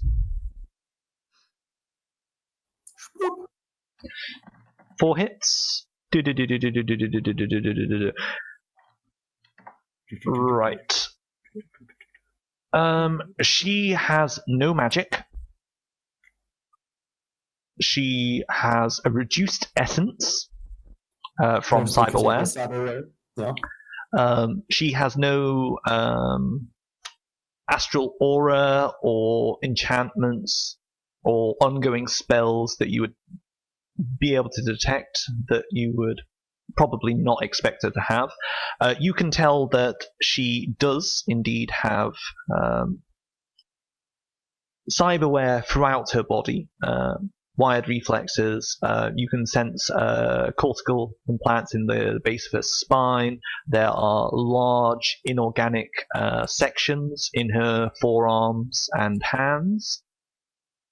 And you can detect foreign organic material in her neck and face, indicative of bioware, cultured or otherwise. Oh, that's a thing. So your sensing very clearly tells you she's not a magic user, but her body is quite extensively remodeled. Her eyes are cybernetic. She has these crisscrossing wires which are cybernetic. She has cybernetic implants in her brain, and she has foreign organic material around her neck and face. So what you're telling me is that she's a heretic? Quite possibly, yes. You could attempt to purge her, certainly. I think this would not be a good idea at this point. Very well. I keep it to myself to discuss it maybe later if she comes up again in the van. Very well then. Speaking of the van, as you exit out of the hangar 49er, you see a pair of dishevelled men trying to pry open the bulldog. They are trying to jam a crowbar or some sort of twisted metal into the side of the door, and they haven't sensed your approach. What do you do? I follow Bartholomew. Always happens. I kind of just woke up. The two people like spin around, and you see one of them spins like 270 degrees, and his friend like has to steady him and pull him back, and they kind of look at you, and you can see they've kind of got that twitchy aspect about them, and the guy not holding the crowbar brushes the matted stanky hair away from his fevered eyes as he sniffs and looks at you and says, "You got some?" What are they? Are they humans or metahumans or anything? A human or elfish, down on their look maybe. You can't see their ears, but their features are indicative of humans. They are definitely not orcs, dwarves, or trolls. Can we assist you in something, gentlemen? Yeah. Have you got any coke? Negative. Bliss. We do not have any substances at all, actually. You gotta have you gotta have something, man. I mean, I got the shakes real bad. Help a brother out. You got any creds? Unfortunately cannot help you, sir. And he starts like looking at your clothing. He approaches and he goes to put hands on you. Do you do anything? Can I just cast influence? Yeah, go for it. What force? I'm gonna go with a 6. Roll it. Probably do you? Or 5, actually. 5, because, I mean, he's already out of his mind. Yeah, go for it. Certainly. Rack it up. 4 successes, 4 drain, 1 resist. I don't know what that means. So, that means that you do actually take some drain. Let's see. Greater than 5, that's the one we want. Cool. So, the 4 successes, 4 incoming drain and 1 resist drain means that you take drain. The drain is stun. There are 2 damage tracks in this game, stun and physical, and you've taken 4 minus 1. So you've got 4 coming your way, you've resisted 1, so you've taken 3 drain. So on your character sheet, note down that you've taken 3 drain of stun, or 3 stun damage. So this is physically cost you a little bit to cast. Stun damage usually goes away quite quickly. I think it's about 10 minutes Okay. per damage. But every 3 damage you have in a track gives you an ongoing -1. So the more damaged you are, the harder it is to do things. So what are you trying to influence this gentleman to do? To back off and get his dickhead buddy to go away as well.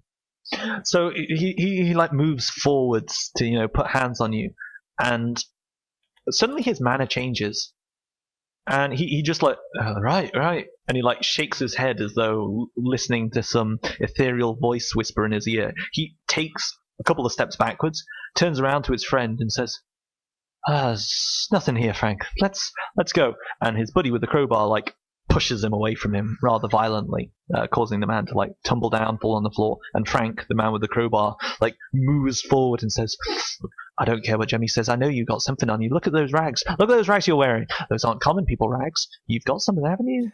I kind of step to the side and says, Orc, Jinxter, would you be able to assist me, please? He like makes a grab for you as you try to move out of the way. Could you please roll for initiative? Help! How do we do So that? if you could all click on your little tokens and roll for initiative, that would be Where are the tokens great. Is it physical initiative? It is indeed physical initiative. Where is it? Oh, there it is. Initiative. Where this? Where is Oh, I rolled badly. where is this? I do not see it. So Alright. Bartholomew, if you could do for me a favor on your character sheet, Physical. where it says at the top, there's a button that says GM roll and edge. Could you click edge and then click edge again and then re-roll your initiative? So if you mouse over your initiative, you'll see you've rolled 5d6. It's a glitch in the sheet, rather irritatingly. So, okay, I've clicked edge and re-clicked edge, now re-click initiative. How do you have such good? How do you guys? Why is my initiative so bad? So there we go. There we go. There we go. I like the There we previous go. more, to be honest. Cool. So who has rolled initiative but not selected their token before doing so? Oh, Ping. I'm sorry. And Me as well. I'm afraid I Hawk. didn't notice that we had tokens. Just add your numbers into the initiative track, and we shall start our first Shadowrun combat. Do do do do do do. Boo! Oh yeah, actually, combat. Blah blah blah blah blah blah blah blah blah blah blah blah blah blah blah blah blah blah. Not that one. Not that one. Not that one. Not that one. Not that one. Not that one. Not that one. There we go. Surprise. Could you all please roll a surprise check? You all have been alerted in some way or other because these guys weren't exactly surprising. So you will get a +3 to your surprise. Let me re-roll that. Just re-roll your surprise test Right. with a +3 on it. Oh, with a +3, not 3 extra rolls. 3 extra rolls, yeah. Where it Okay, says so modifiers, I it should be got- 3. So I Bartholomew's got done it correctly. I got 3 successes. I got 2. I got 2. I've got 2 as well. I got 5. Right. So Ping and Jinx, you are not surprised by this turn of events. The other two of you are surprised. I mean, probably not actually, but your bodies just don't quite react fast enough. So that would be, what's it, Ok and Bart, you rolled 2. Congratulations. So you don't actually get to act this turn. So, Ping, the man with the crowbar moves like violently forward, putting his hands upon Bartholomew. By far you are the quickest in your group. What do you wish to do? Is it just the one person that's attacking? Oh yeah, the other guy's sprawled on the floor. Okay. I would like to quickly pull out my taser and shock him. Cool. So you would like to attempt the quick draw action. Yep. It is in a holster, but it's not a quick draw holster, so no pluses from that. Wonderful. Not sure what the negatives are. So it's simply a weapon skill plus reaction threshold 3 test. Weapon skill plus reaction. Yep. Reaction is 5. What is my weapon skill? Sorry.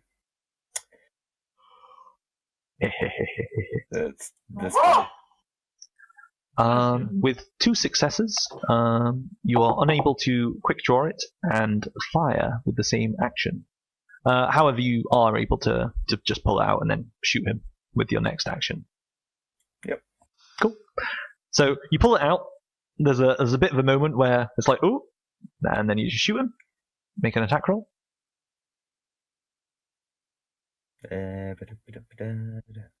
Prepare for the sick dodges that come from this man as he dukes. 2 successes. 2 successes. I can see it there. Can you? Yeah, it's rolled your pistol. All I can see is the 5 successes from my surprise and 2 from the one that we just did. Oh, is that your reaction? Yeah. Okay. Then try again. Yeah, no, it doesn't seem to want to roll. What button are you clicking? Are you clicking the weapon button? Yeah. Just roll a pistol skill. Roll. Yeah. A little easier. 2 successes. Ha! Watches this druggie. Right, so 2 versus 2.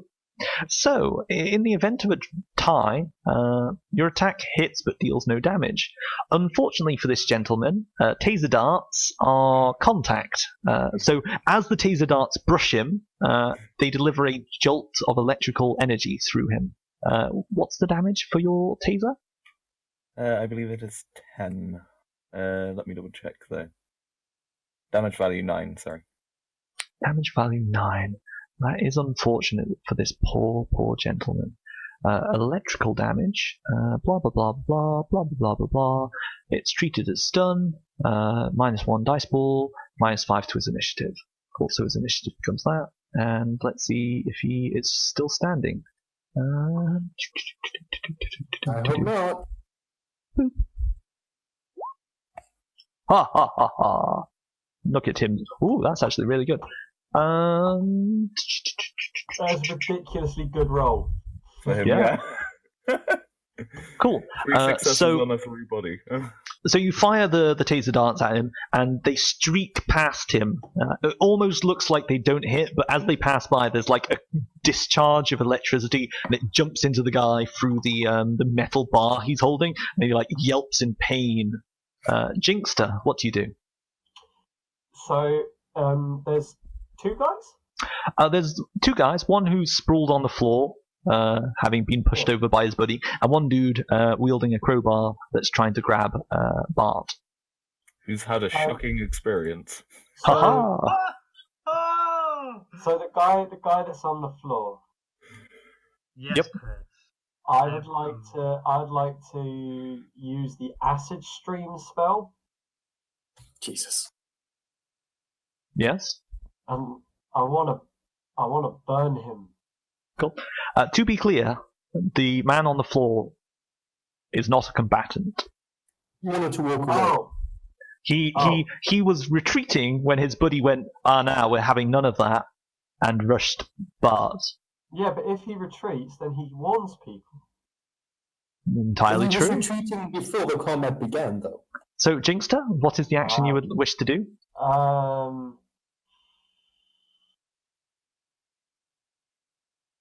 Let me think. Oh, I don't know.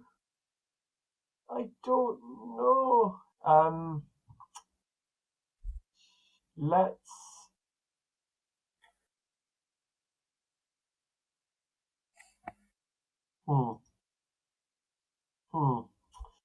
I think I'm gonna shoot. I'm shooting the guy that's trying to deal with Bartholomew. Go for it. Roll that pistol, yo. Pistols, the best weapons. It's not just a pistol. It's bloody like hand cannon. Kabam! So would you like to attempt to quick draw your pistol? It has quick draw holster. So are you attempting to quick draw it? Yes. Roll weapon skill plus your reaction. How do I know what my weapon skill is? Your pistol skill is -1. Yeah. So what's your reaction -1? Reaction is 4, so 3. So roll 3d6 and attempt to beat 2. I have a -1 to the threshold. Yep, the threshold is 3. A quick draw holster makes it 2. Ah! So you manage to pull out the gun slowly Yeah. and shoot the dude. So your attack roll has 1 success. This poor gentleman obviously does not want to get shot for simply trying to mug the first idiot to walk near him. So he will roll his dodge. Unfortunately, he's already been shot once. So this is a second shot, so he is at a penalty. -1. He also has a wound penalty. He also has -1 from the electricity damage, which would mean that he would only roll 2 dice, so I'm actually going to re-roll that with a -2. Note to self. There we go. 0 successes. Always shoot a guy after Chris has tasered him. Cool. So, I actually have a chance of hitting. So there we go. With the reroll, he has no hits. So versus your shot with 1 hit, you managed to hit him. Well done. What damage does your weapon do? Armor pen -2, damage value 9, penetration. Excellent. Let's see what happens to him. So he absorbs 1 point of damage and takes 8 in the physical track. So, unsurprisingly, what happens is you level your Ruger Super Warhawk, is it? Yeah. And as you pull the trigger, the massive hammer reels back, slams down onto the shell, flies out of the gun, smacks this dude in the chest. His rags fly open, and there's a spray of blood. The clip clatters from his hand, and he does that like cowboy movie somersault, landing on his back before coughing up a spurt of blood in a cinematic fashion and slumping. At the sound of the Super Ruger Warhawk going off, you... Well, it's an odd sound you hear, because what you really hear is just the thrumming noise of the nightclub that you are adjacent to. And that kind of ringing in your ears of you have discharged a gun. They're loud. But So there's it's still like a just that, you know... dum, dum, dum. Can I please do the... I holster it. Okay, you holster it. Immediately following the gunshot, what do you guys do? Was it really necessary to kill the man? Yes. Well, Shrugs. why, thank you. And I haven't killed him, have I?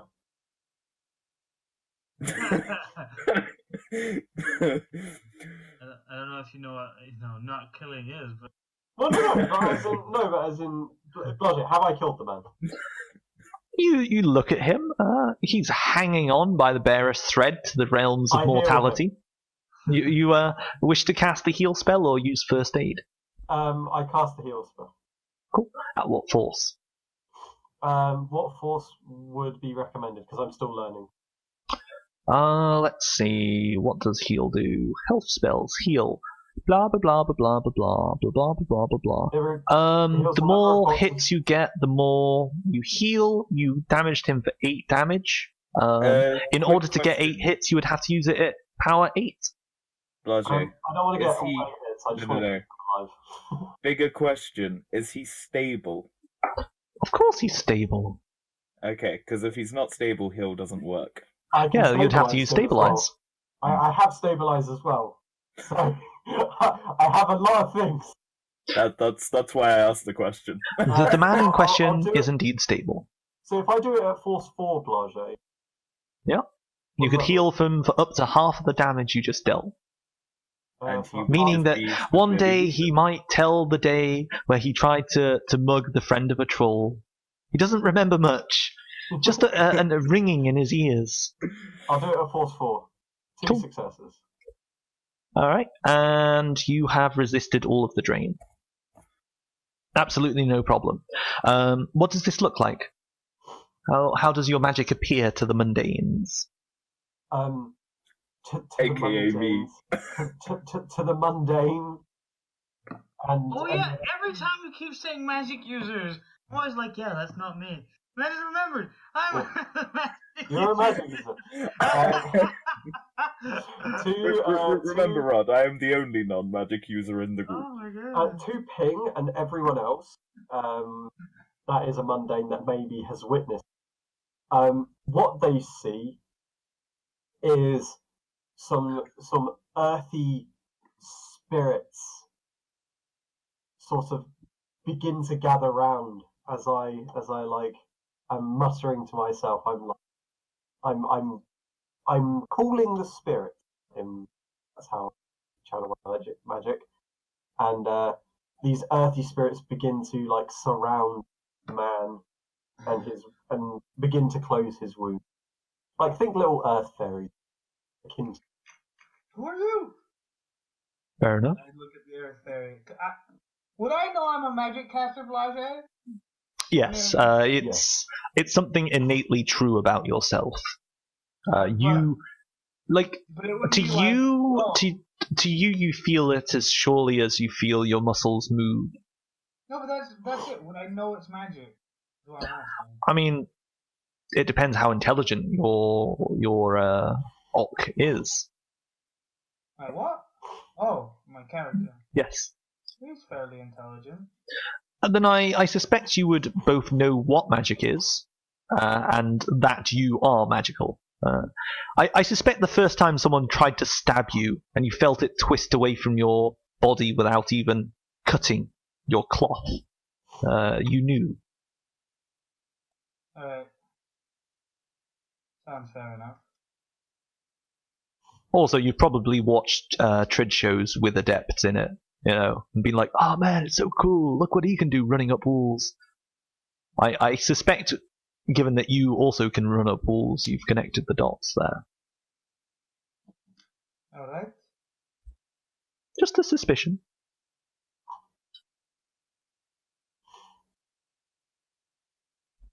Right then. So as you stand there, bewildered by the earth fairies knitting this man's injury back together, a couple of mavericks run up. You can see the golden like wings. You know those medals that RAF pilots get, the wings. Yeah. They're jingling on their jackets as they approach. AKs shouldered. There's a tense moment as they approach. Do any of you do or say anything in particular? Apologies for the commotion, sirs. At that simple apology, they take stock of the situation, and they see 4 people with it and armed, or at least competent looking, and a drug-addled fool splayed out on the ground, and they simply resolve that it is business as usual and return to the club, leaving you and your victim unaided. This is the freaking Barons. Pretty much. There is a different set of justice out here. And I knew that. I knew that going in. All right then. That is why I shot, not because I'm trigger happy. Not because I'm trigger happy. Well, I was going to acid melt the guy, but I figured it was worth a bullet. Yeah. Oh yeah, that reminds me. I got a loot bullet from my gun. To be fair, bullets are fairly expensive. I have a lot of. I have 20 rounds.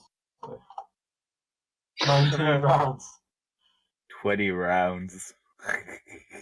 Hey now. I'm a squatter. Hey now, you're a rock I went star. hard for those 20 rounds. I'm a squatter too, and I have much more than that. My gun can carry 5 at a time. I don't need much. And I'm not supposed to be a combatant. But anyway, I think we all handled that well. Pat on the back, everyone. Good job. I kind of look sad because I didn't get to fight the guy. I think we should all celebrate by completing the mission. Good job, everyone. You are quite the marksman. No, I'm That not. was not the mission. I know it's not. This was the thing that we now get to reward ourselves with the mission for. Had we died here, the mission would never happen. Quite right you are. Yeah. Joe shrugs. I To the van! Dooley-loo! I don't even. So as you enter the van, Ping, you're slightly concerned to note, while they haven't done any real damage to your van, the paintwork's slightly They've scraped. scuffed the paintwork. Yeah, I'm afraid so. We'll get that fixed. Damn With it. the money. I thought for a second. All on a wheel. While they haven't damaged the paintwork, they have put a jack underneath your car, lifted it up, got out the cross peg, and removed your wheel. They're running away with it as we speak. You failed to notice the third one. It's actually a dwarf. The troll that was lifting your car is also pretending to be a tree. I hear that's a common thing for trolls to pretend to be. Is he pretending to be a cherry tree? Has he painted his fingernails red? Actually, I just noticed now he's not actually a troll. He's a yeti. Rod. Oh yeah.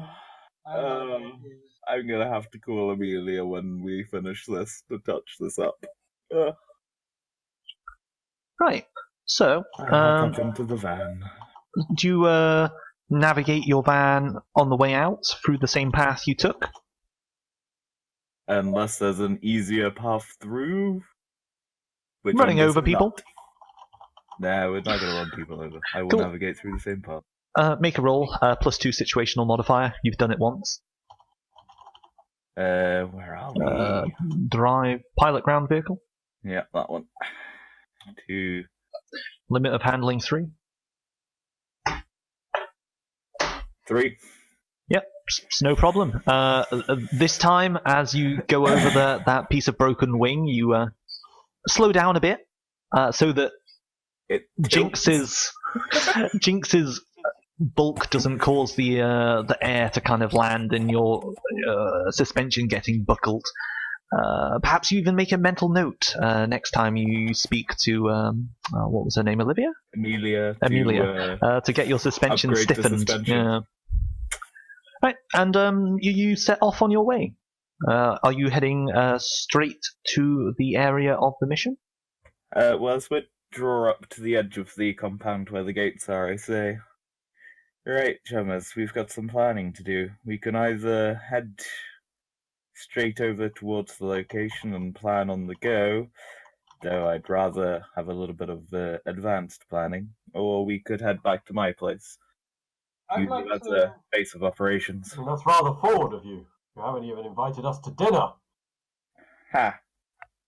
But I'd rather scout out the place first, maybe.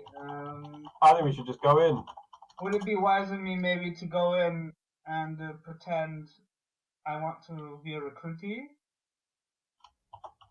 That might put you at a needless risk, brother.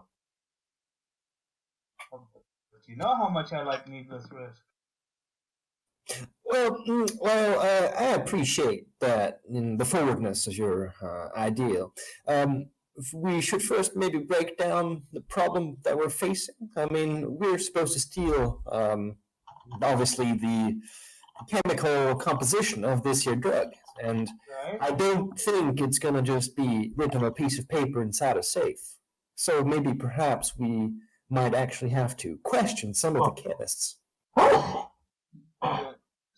We need to Mr. plan Peter, for if I am recruited as part of, I may be able to maybe find out how things work.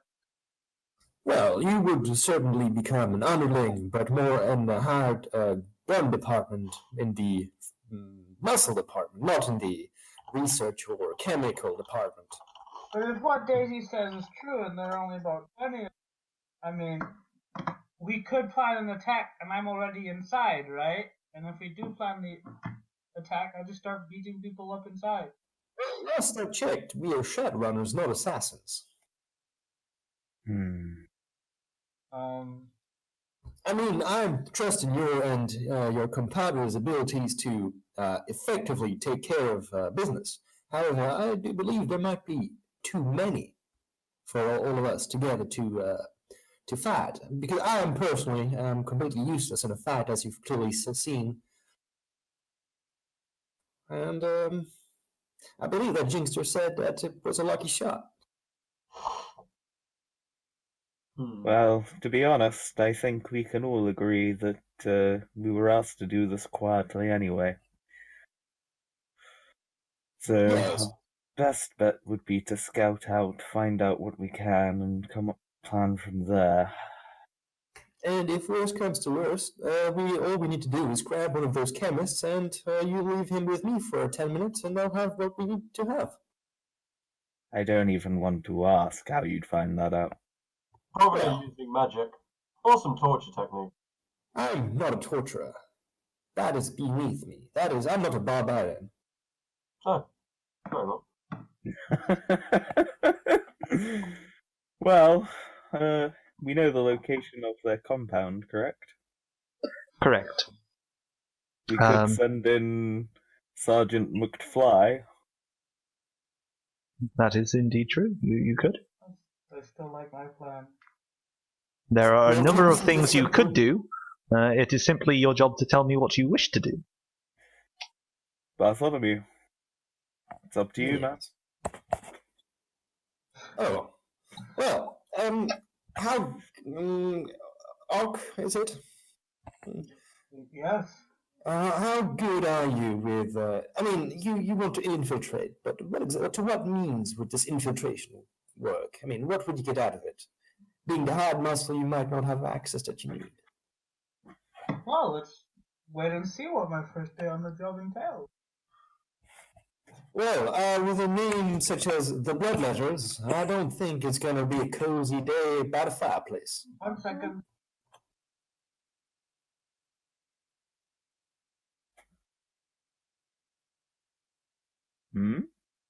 Did Rob disappear?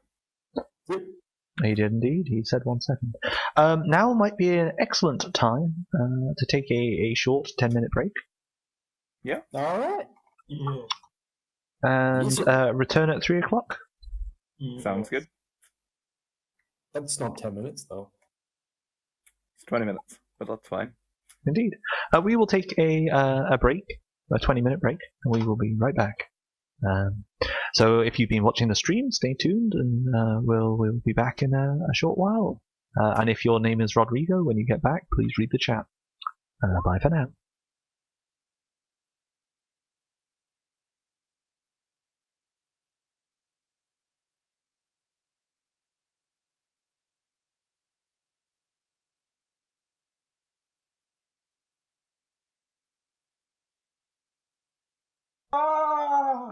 Good relax. Anyway, hello. Hi. Welcome back to the stream. Pasta, so apologies. No worries. Does anyone else have food or something that they're eating that would give me an excuse to delay for another 10 minutes? Not really. Damn. Okay then. I believe we were on the discussion of the plan of action, and the onus was on you, Ock, to describe what kind of agenda you would have for infiltrating the Bloodletters. Man, I just go up there. First, I'd see if they're recruited. That way, I can say, "Look, I heard you guys are recruiting." So I want to talk to my only contact and be like, "Yo, is recruiting?" Oh, quick question. Wouldn't your tattoos give you away? Huh? Joe just sort of looks up and down and goes, Your tattoos are from another gang, no? No, my tattoos are my life. I'm not from another gang. How could you even insinuate such a thing? Monster. But, Ark, I'm quite afeard that if you go in there, we would not be able to provide assistance, and that would leave you on your own. And I do believe that they are called the Bloodletters, which did not seem to me like a friendly name. They might make you kill someone on your first day. Is that a problem? Well, I would have thought so, but clearly it might not be. I kind of look at the other guys and I'm like, is this a problem? No. What? Well, I'd prefer violence to be kept to a minimum if possible, but I mean, I just shot a guy point blank. Yeah, but he was trying to mug us. Oh yeah, but like, I'm okay with it. You're okay with murder? I'm okay. As long as it's in the name of the job. It's not reckless. I think we should. I mean, we get paid more if we kill them all. Right? What we might be able to do is, if you do in fact infiltrate, if you find some sort of methodology to blow everybody up. I don't know, they're working with chemicals. I have some understanding of chemicals. Can you make a bomb? I'm not entirely sure. I'll take that as a no. I have some chemicals that can bomb. Let me think what kind of chemicals you would need for a bomb. I mean, worst case scenario, what I could I could infiltrate, not join, as you suggest, in an infiltratory manner, but infiltrate using stealth, and grab one of those poor chemists and bring him back. So at the moment we have three ways of operating. One is we send in the drone, try and see if we can get anything visually that way. Second is Ock goes in, joining them. And the third is you're just going to sneak in and grab a dude. Or the fourth, we walk in through the front door, guns blazing. I'm not so keen on that one. Let's put that on the plan F. Can we put it as Z? Or just keep it off the table? Let's keep it off the table then. I mean, what I could always do is once we reach the outside perimeter, I could always use, my special ability to have a look inside without going inside. If you catch my drift. Well, I'm assuming it's some form of magic, then, or... Yes, one might say clairvoyance. Telescope? No, clairvoyance. I can project myself and have a wee look-see around, you see. Ah, so you're of a magical nature. Good to know. Yes, but not openly, and not excessively. Don't worry, your secret's safe with us. Joe smirks. Well, we said that you'd be taking the lead on this op, so which of those options do you want to go with? Well, that is putting quite a lot of pressure on me. But what I do suggest, since we did not get a timetable for this here mission, is that we maybe recuperate and form a more elaborate strike plan. Well, I've kind of got a 7-day timer ticking at the moment. Lest I Okay, then lose we my should place. not lose any time. How much is your rent? $2,000 a month. $2,000 a month. That's a good price. You're gonna say expensive. Yes. Okay, it includes all the food you could eat. Seriously? Yeah, well, it's not great food, but, you know, that's It's food. food. Food is food. I sleep somewhere where I don't even have a door. Okay, I got a door, I got a roof. I think I've even got a shower that works on occasion. Wow, you're living the high life. Well, you know, Gramps looked out for me. I understand you. There used to be a time where I had my own estate. Yes. But unfortunately, Hey. times have changed. Yes. Wait, you some kind of rich kid? Not anymore. Well, Yeah. maybe you'll get back to your highways again at some point. Well, I doubt it. You see, officially, I'm not strictly alive. Oh, the old drop dead and get out of Dodge? Yes. Huh? Well, not in that context, and not by my own doing, but the circumstances presented themselves that way. Fair enough. Doc, you got any opinions? The route we should go? I gave my opinion. I'm just waiting. I said Doc. I You- believe that Oh. he said BLB. Ah. So he's not here. You look over at the massive troll, and he seems to be contemplating a roll of toilet paper. Examining the rear of the van, he finds no location in which to drop a deuce, and Look, if you've simply gotta go, stands get and out. steps outside. Perhaps you're pleasantly surprised to learn that Jinxter is indeed house-trained, though you've yet to find out if Ock is. Well, I Not have much one more training avenue that I can tap into for the moment. Don't know how good it's going to be out here, though. I could quickly have a look up in the Matrix, see what I can pull out. Only be a basic search, though. Ain't got the equipment to do much else. That would be a helpful thing. By the way, Bajay, what is the range of my clairvoyance? Like, how does it actually work?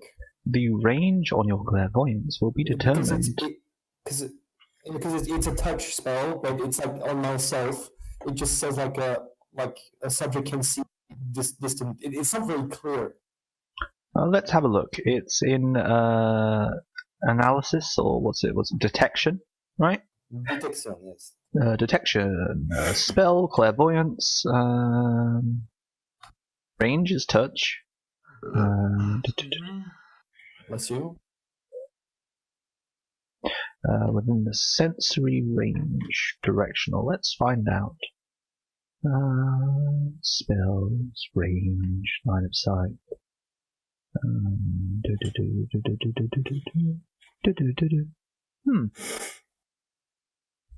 Wow, it really is quite poopy in that regard.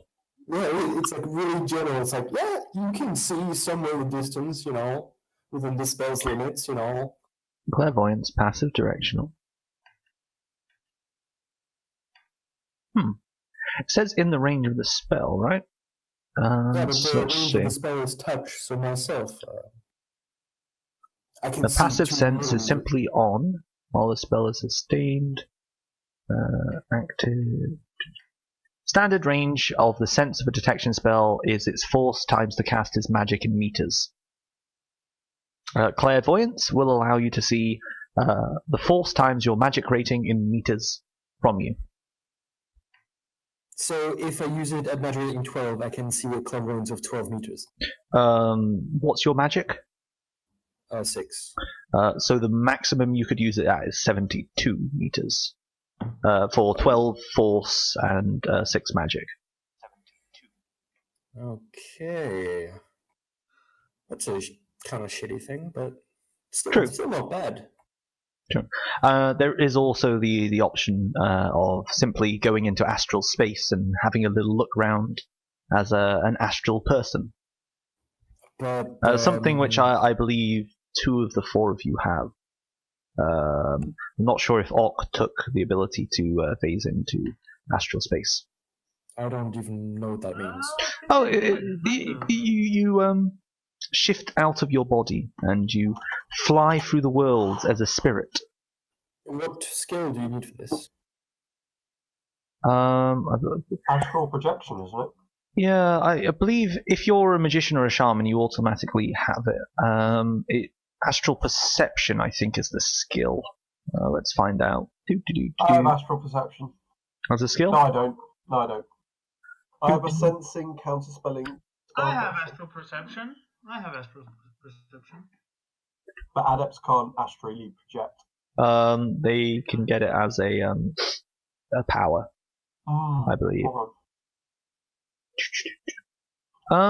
There is not a skill inherent in astral projection. You use the sensing skill while viewing in astral, and I think there's a astral combat skill in case you get into a bit of a tit-tat in the astral world. So what you're saying is I can leave my body behind and then walk up with my astral body. And so you can fly up. You can go through most obstacles as though they were not there. Seriously? Yeah. I mean, there are obvious disadvantages to being in astral space. Such as not having a physical form. You can't touch or hurt anyone. If anyone else is in astral space, they can do bad things to you. If you run into an enemy wizard, for example, they could obliterate you, and you'll be upset about this fact. And of course, your body is unconscious, but these are minor issues I'm sure won't have any effect on you in any way at all. No, ever. I wouldn't worry about it, really. I don't know why I was. Honestly, I don't know why I brought those things up. Yeah, there's absolutely no danger. CP. Oh, that's so. Looking for astral projection in the rulebook sends you to astral projection in the combat on page 167, which says see page 313. It's like, god damn.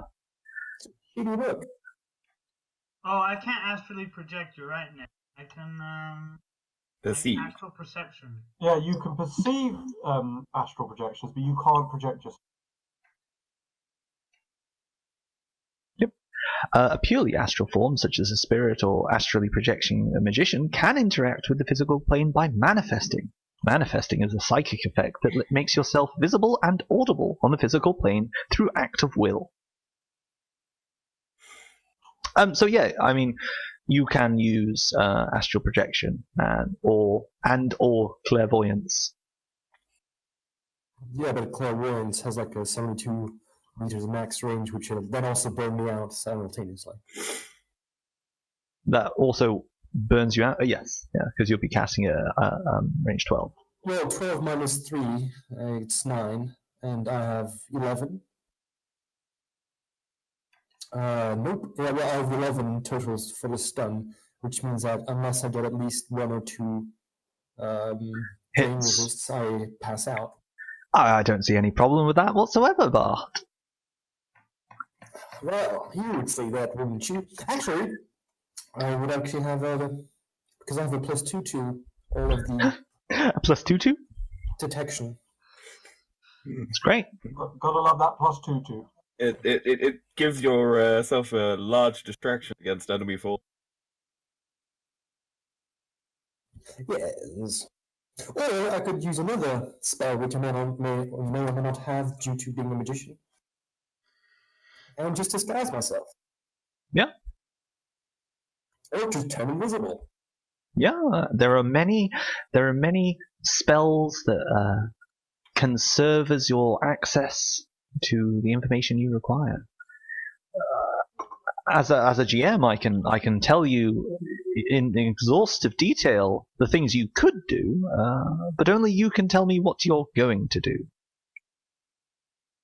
Why do I have to be in charge? You're the charismatic one. Yeah, you're the face. Well, not the face. Duck. Punch, punch, punch. Well, clearly you wouldn't want the face to die. Just saying. I don't want the face to die, but if you do, You will get another one. Well, these sorts of things, they happen. So, Doc, there's 3 options that each of us have presented. You got any ideas? go through the sewers, infiltrate. So, pretty much the same plan as... I'm gonna put it out here. I ain't a planner. That's fair. That's fair. Alright. I will follow whatever you guys say. As long as it's not stupid. That's the key bit. It can't be stupid. So all of Rod's ideas are out then. Rod's ideas are perfectly GM fine. should be impartial. I am impartial between the players and the NPCs, but interplayer, of course not. I have another proposition to make. Oh no. What if we identify one of the chemistry persons, the chemical whatever? Chemist. Yes, thank you. What if we identify one of these folks and then just watch them and wait for them to get to their own home where they're much less secure? Can I ask you, dear sir, how do you identify who's a chemist? The one which does not look like a psychotic killer, like you. I mean, they may all be psychotic killers. Like, are you genuinely expecting there to be one guy in a lab coat? I mean, not trying to be rude, but this is the middle of the Barrens. Like, everyone, like, look at us, we're wearing. Well, if you put it like that. Like, this isn't going to be some clean facility. You make a fair point. So I guess we go with the elk, if you will like to infiltrate and find some information. Yeah! But Doc, are you sure that you're right with him doing this? Why wouldn't he be? I mean, he can do whatever he wants. He's a his own grown man. He's a grown man. Doesn't need a check with me. All right. If he can do stuff. I ain't the leader. I ain't taking leadership for no damn party of runners. Now, Right. I'm only the leader as per the democratic vote of you, but I cannot force you to do something you don't want to do. But since you brought it up, I assume that you're right with it. I'm alright with it. Perhaps So- we should stay within the vicinity to have some sort of backup should things go on. That would also be wise. So the plan is to take the van, drive out there, and from some distance away, observe and send Ock within. Quite possibly. However, I do have a quick question for you. Roll Is it off. there... Sorry? Roll it off. Is there a functioning part of the matrix grid, like the local grid around here? Of course, certainly.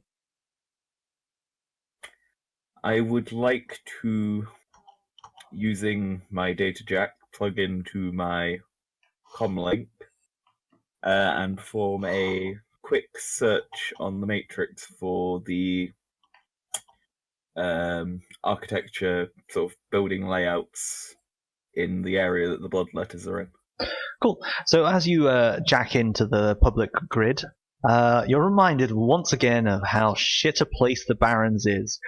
Static fills your AR feed, and ad after ad pops up on the screen, and as rapidly as you close them, they just keep coming like a torrent, running you over.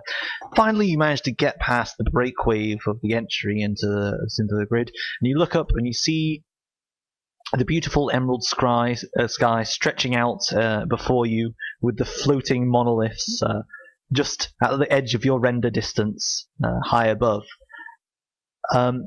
You run a search for the area in which the blood letters are operating, and are immediately met by the grid guide saying, "Grid guide inaccessible in this area. please reroute to, and it shows you the nearest road to get into the sprawl. So it's essentially the grid guides going, I can't do shit.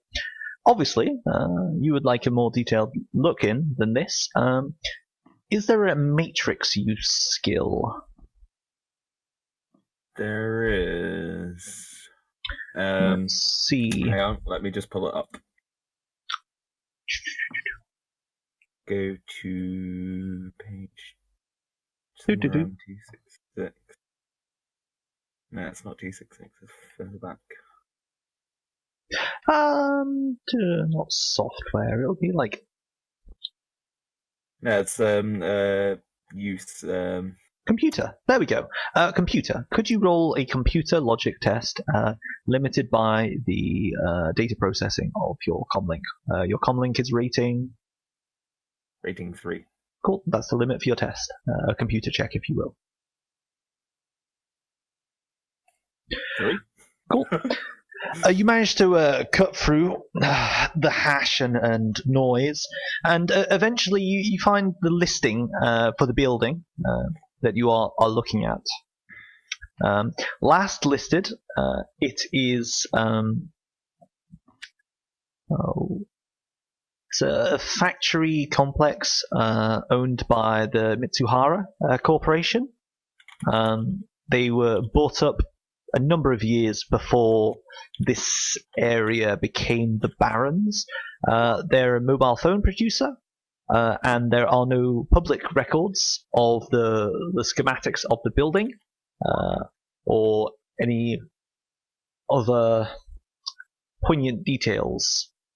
You can see, however, that Mitsuhara determined that the factory was not turning a profit and stripped it down. They bought it from its original purchaser. There was some work into renovating the site. There's a couple of news headlines, like Mitsuhara pumps money into etc., etc. But ultimately they were unsuccessful. And with the state of much of the Barrens, the funding dried up as climates changed, and the Barrens became the no man's land of poverty that it is these days. Mitsuhara still owns the property, but there is no indication that it is anything but a derelict factory district in the Barrens. Yeah, well, worth a shot. Joe, after having gained this small ampule of information, slowly goes through the process of jacking out of the Matrix, trying to ignore as many of the advertisements flashing in front of her eyes as possible.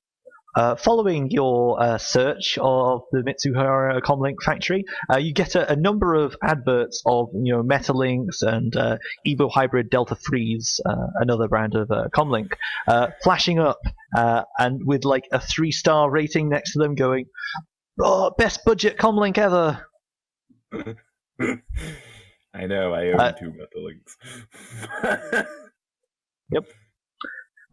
But seeing that you are not clicking on those comlinks, the adverts fade away as you exit the siphoning drawer of the electronic wonderland and find yourself back in reality. Ooh, there goes gravity. Snap back to reality. Thank you. My eyes flicker back open. Well, that wasn't that productive. No schematics on the building on the grid. Well, what's left of the grid. So, I'm driving knock over there then? But first, I'd like to get in contact with my contact and see if the bloodletters are. Well, dude, you got your comlink on you, so give him a buzz. Do. Hello, boss. Or former boss. You might have to roll to see if he's around, man. Yeah, I'm here. Good buddy. So, your boss is a very busy person, Trevor Bully. It's not as though he's just waiting for you to call up. And Chris is correct. There is a role. And I'm totally not stalling for time while I go and find the damn thing. Honest. Something to do with the It's the connection rating. rating, yeah. I just need to find what you actually roll, because it's the more connected they are, the harder they are to get a hold of. Where the goddamn contacts? MacGuffins, employers, random runs. Helps and hindrances somewhere. Do. There we go. Using contacts. Blah blah blah blah blah blah blah blah. Roll 2d6. If it's equal or better than their connection rating, they're there. I highly doubt they will not be there. Is your gang boss connection 5? Yes. If it equals or exceeds. Right. So, doodle-doo-doo-doo-doo-doo. Connection 5 is the max, right? No, you could have had him connection 6 and loyalty 1, but I believe he's connection 5, loyalty 2. Right, he's connection 5, yeah. Cool. So, you call up Trevor Bully. That's the guy you're calling, right? Yeah. And you hear the gruff voice of your former leader answer, "Yeah. Hello, boss. How you doing? Hey, look. You might not want to be calling me boss no more. You'll always be boss in my heart. Yeah, whatever, chummer. Look, I ain't got no work for you. Things still too hot here, bro. Oof. Yeah, I understand. Look, maybe if you give it a couple of months, I might be able to let cooler heads prevail. You can come back, eh? Well, that would be nice, boss. That would be very nice. I'd like that. Anyways, what are you calling about?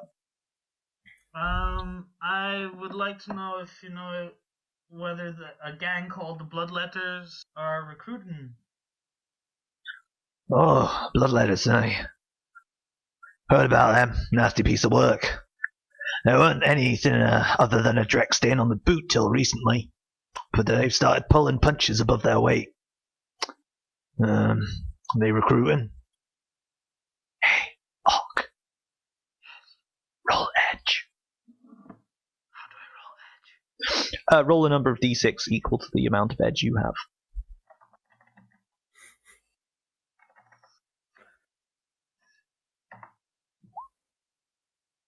Aye. I heard whispers on the wind. They's recruiting. There's still a pretty small gang, I reckon. But ever since they started clearing out the boys around them, they've been looking to draw more, you know. Right now they got this new merch on the market. I hear it's pulling a hot new yen for them. They're looking to turn that cash into muscle. Could be a real threat coming up. We'll have to put them in their place if they spread too much. Always troubles in the waters, eh? Always troubles in the waters. Why are you calling up about them, Hawk?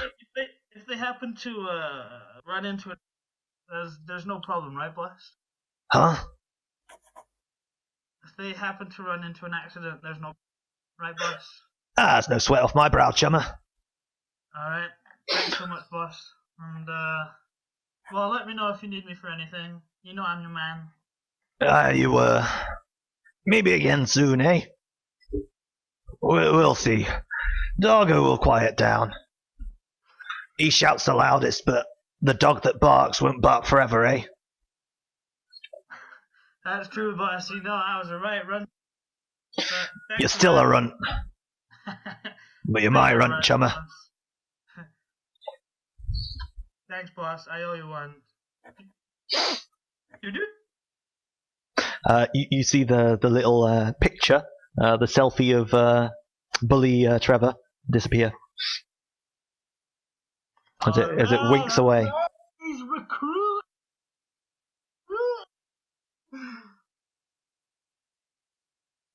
So I go off to be recruited by them. Mayhaps we should the ping. What is the range of on your gizmos? I've got what's my common? I think it's a standard common fix. So the standard comlink range is global. Global, like the planet. What do I have? I have Like flat imagine you feedback. have a phone on you I and you have call someone in the Erica United Elite. States. Is that what it is? Erica Elite? Yep, yeah, that's your comlink. There is no problem using your comlink across the planet. The grids, they're all connected, and there's certainly no problem. None at all. Don't even sweat it. If your concern is, will you be able to call him? Yeah, yes. No. If your concern is, will you be able to hack into his equipment from the other side of the planet and cause it to explode, then you might have a problem. But if you're going to call him, no problem. Okay, then Joe. Joe? Is it Joe? Yeah. You do believe that you have a little flyer, which you can use to scout out the area in a more underhanded fashion. Would you be able to provide? Yes. Well, while he goes in, it might be nice for us to have eyes on anyhow, since we won't be too far away from the compound. What kind of range does your little flyer thing have? That is a good question. Will we be able to see the feed, or? So the answer here is ideally you would like to be within 100 meters, and the further out, the greater the noise. But again, the range of your fly is global. You could be on the other side of the planet, and with your satellite link ping, you would be able to pilot and control your drone.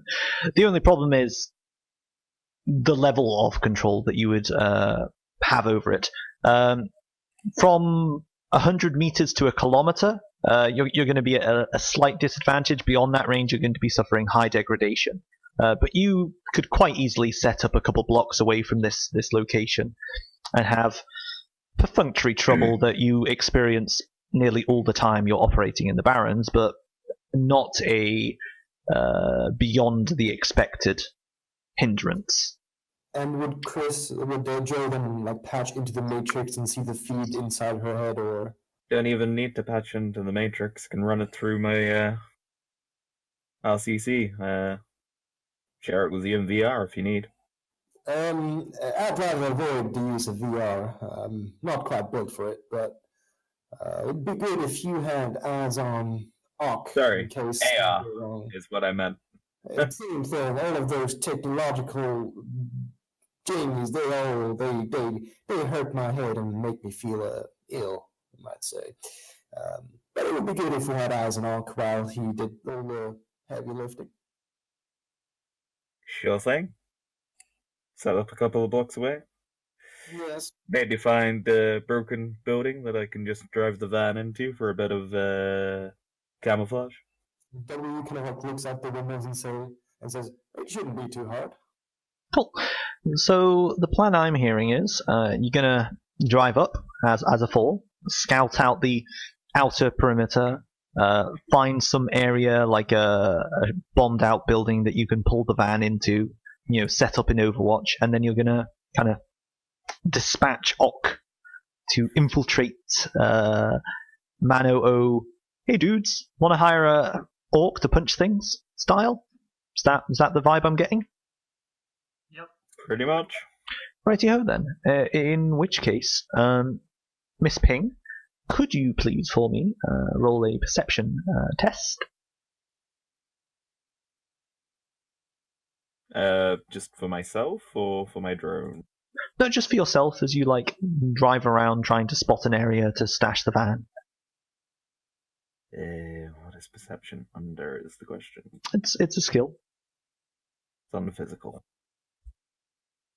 Physical. Let's get physical. Physical. Da da da.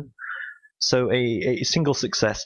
I think you don't find an area where you can cover your van, like a closed garage or a vehicle accessible hole in the side of a building, but you do find an alleyway about 3 blocks away where you're reasonably confident that if you reverse into it, you're not going to be visible from passing foot traffic on the road.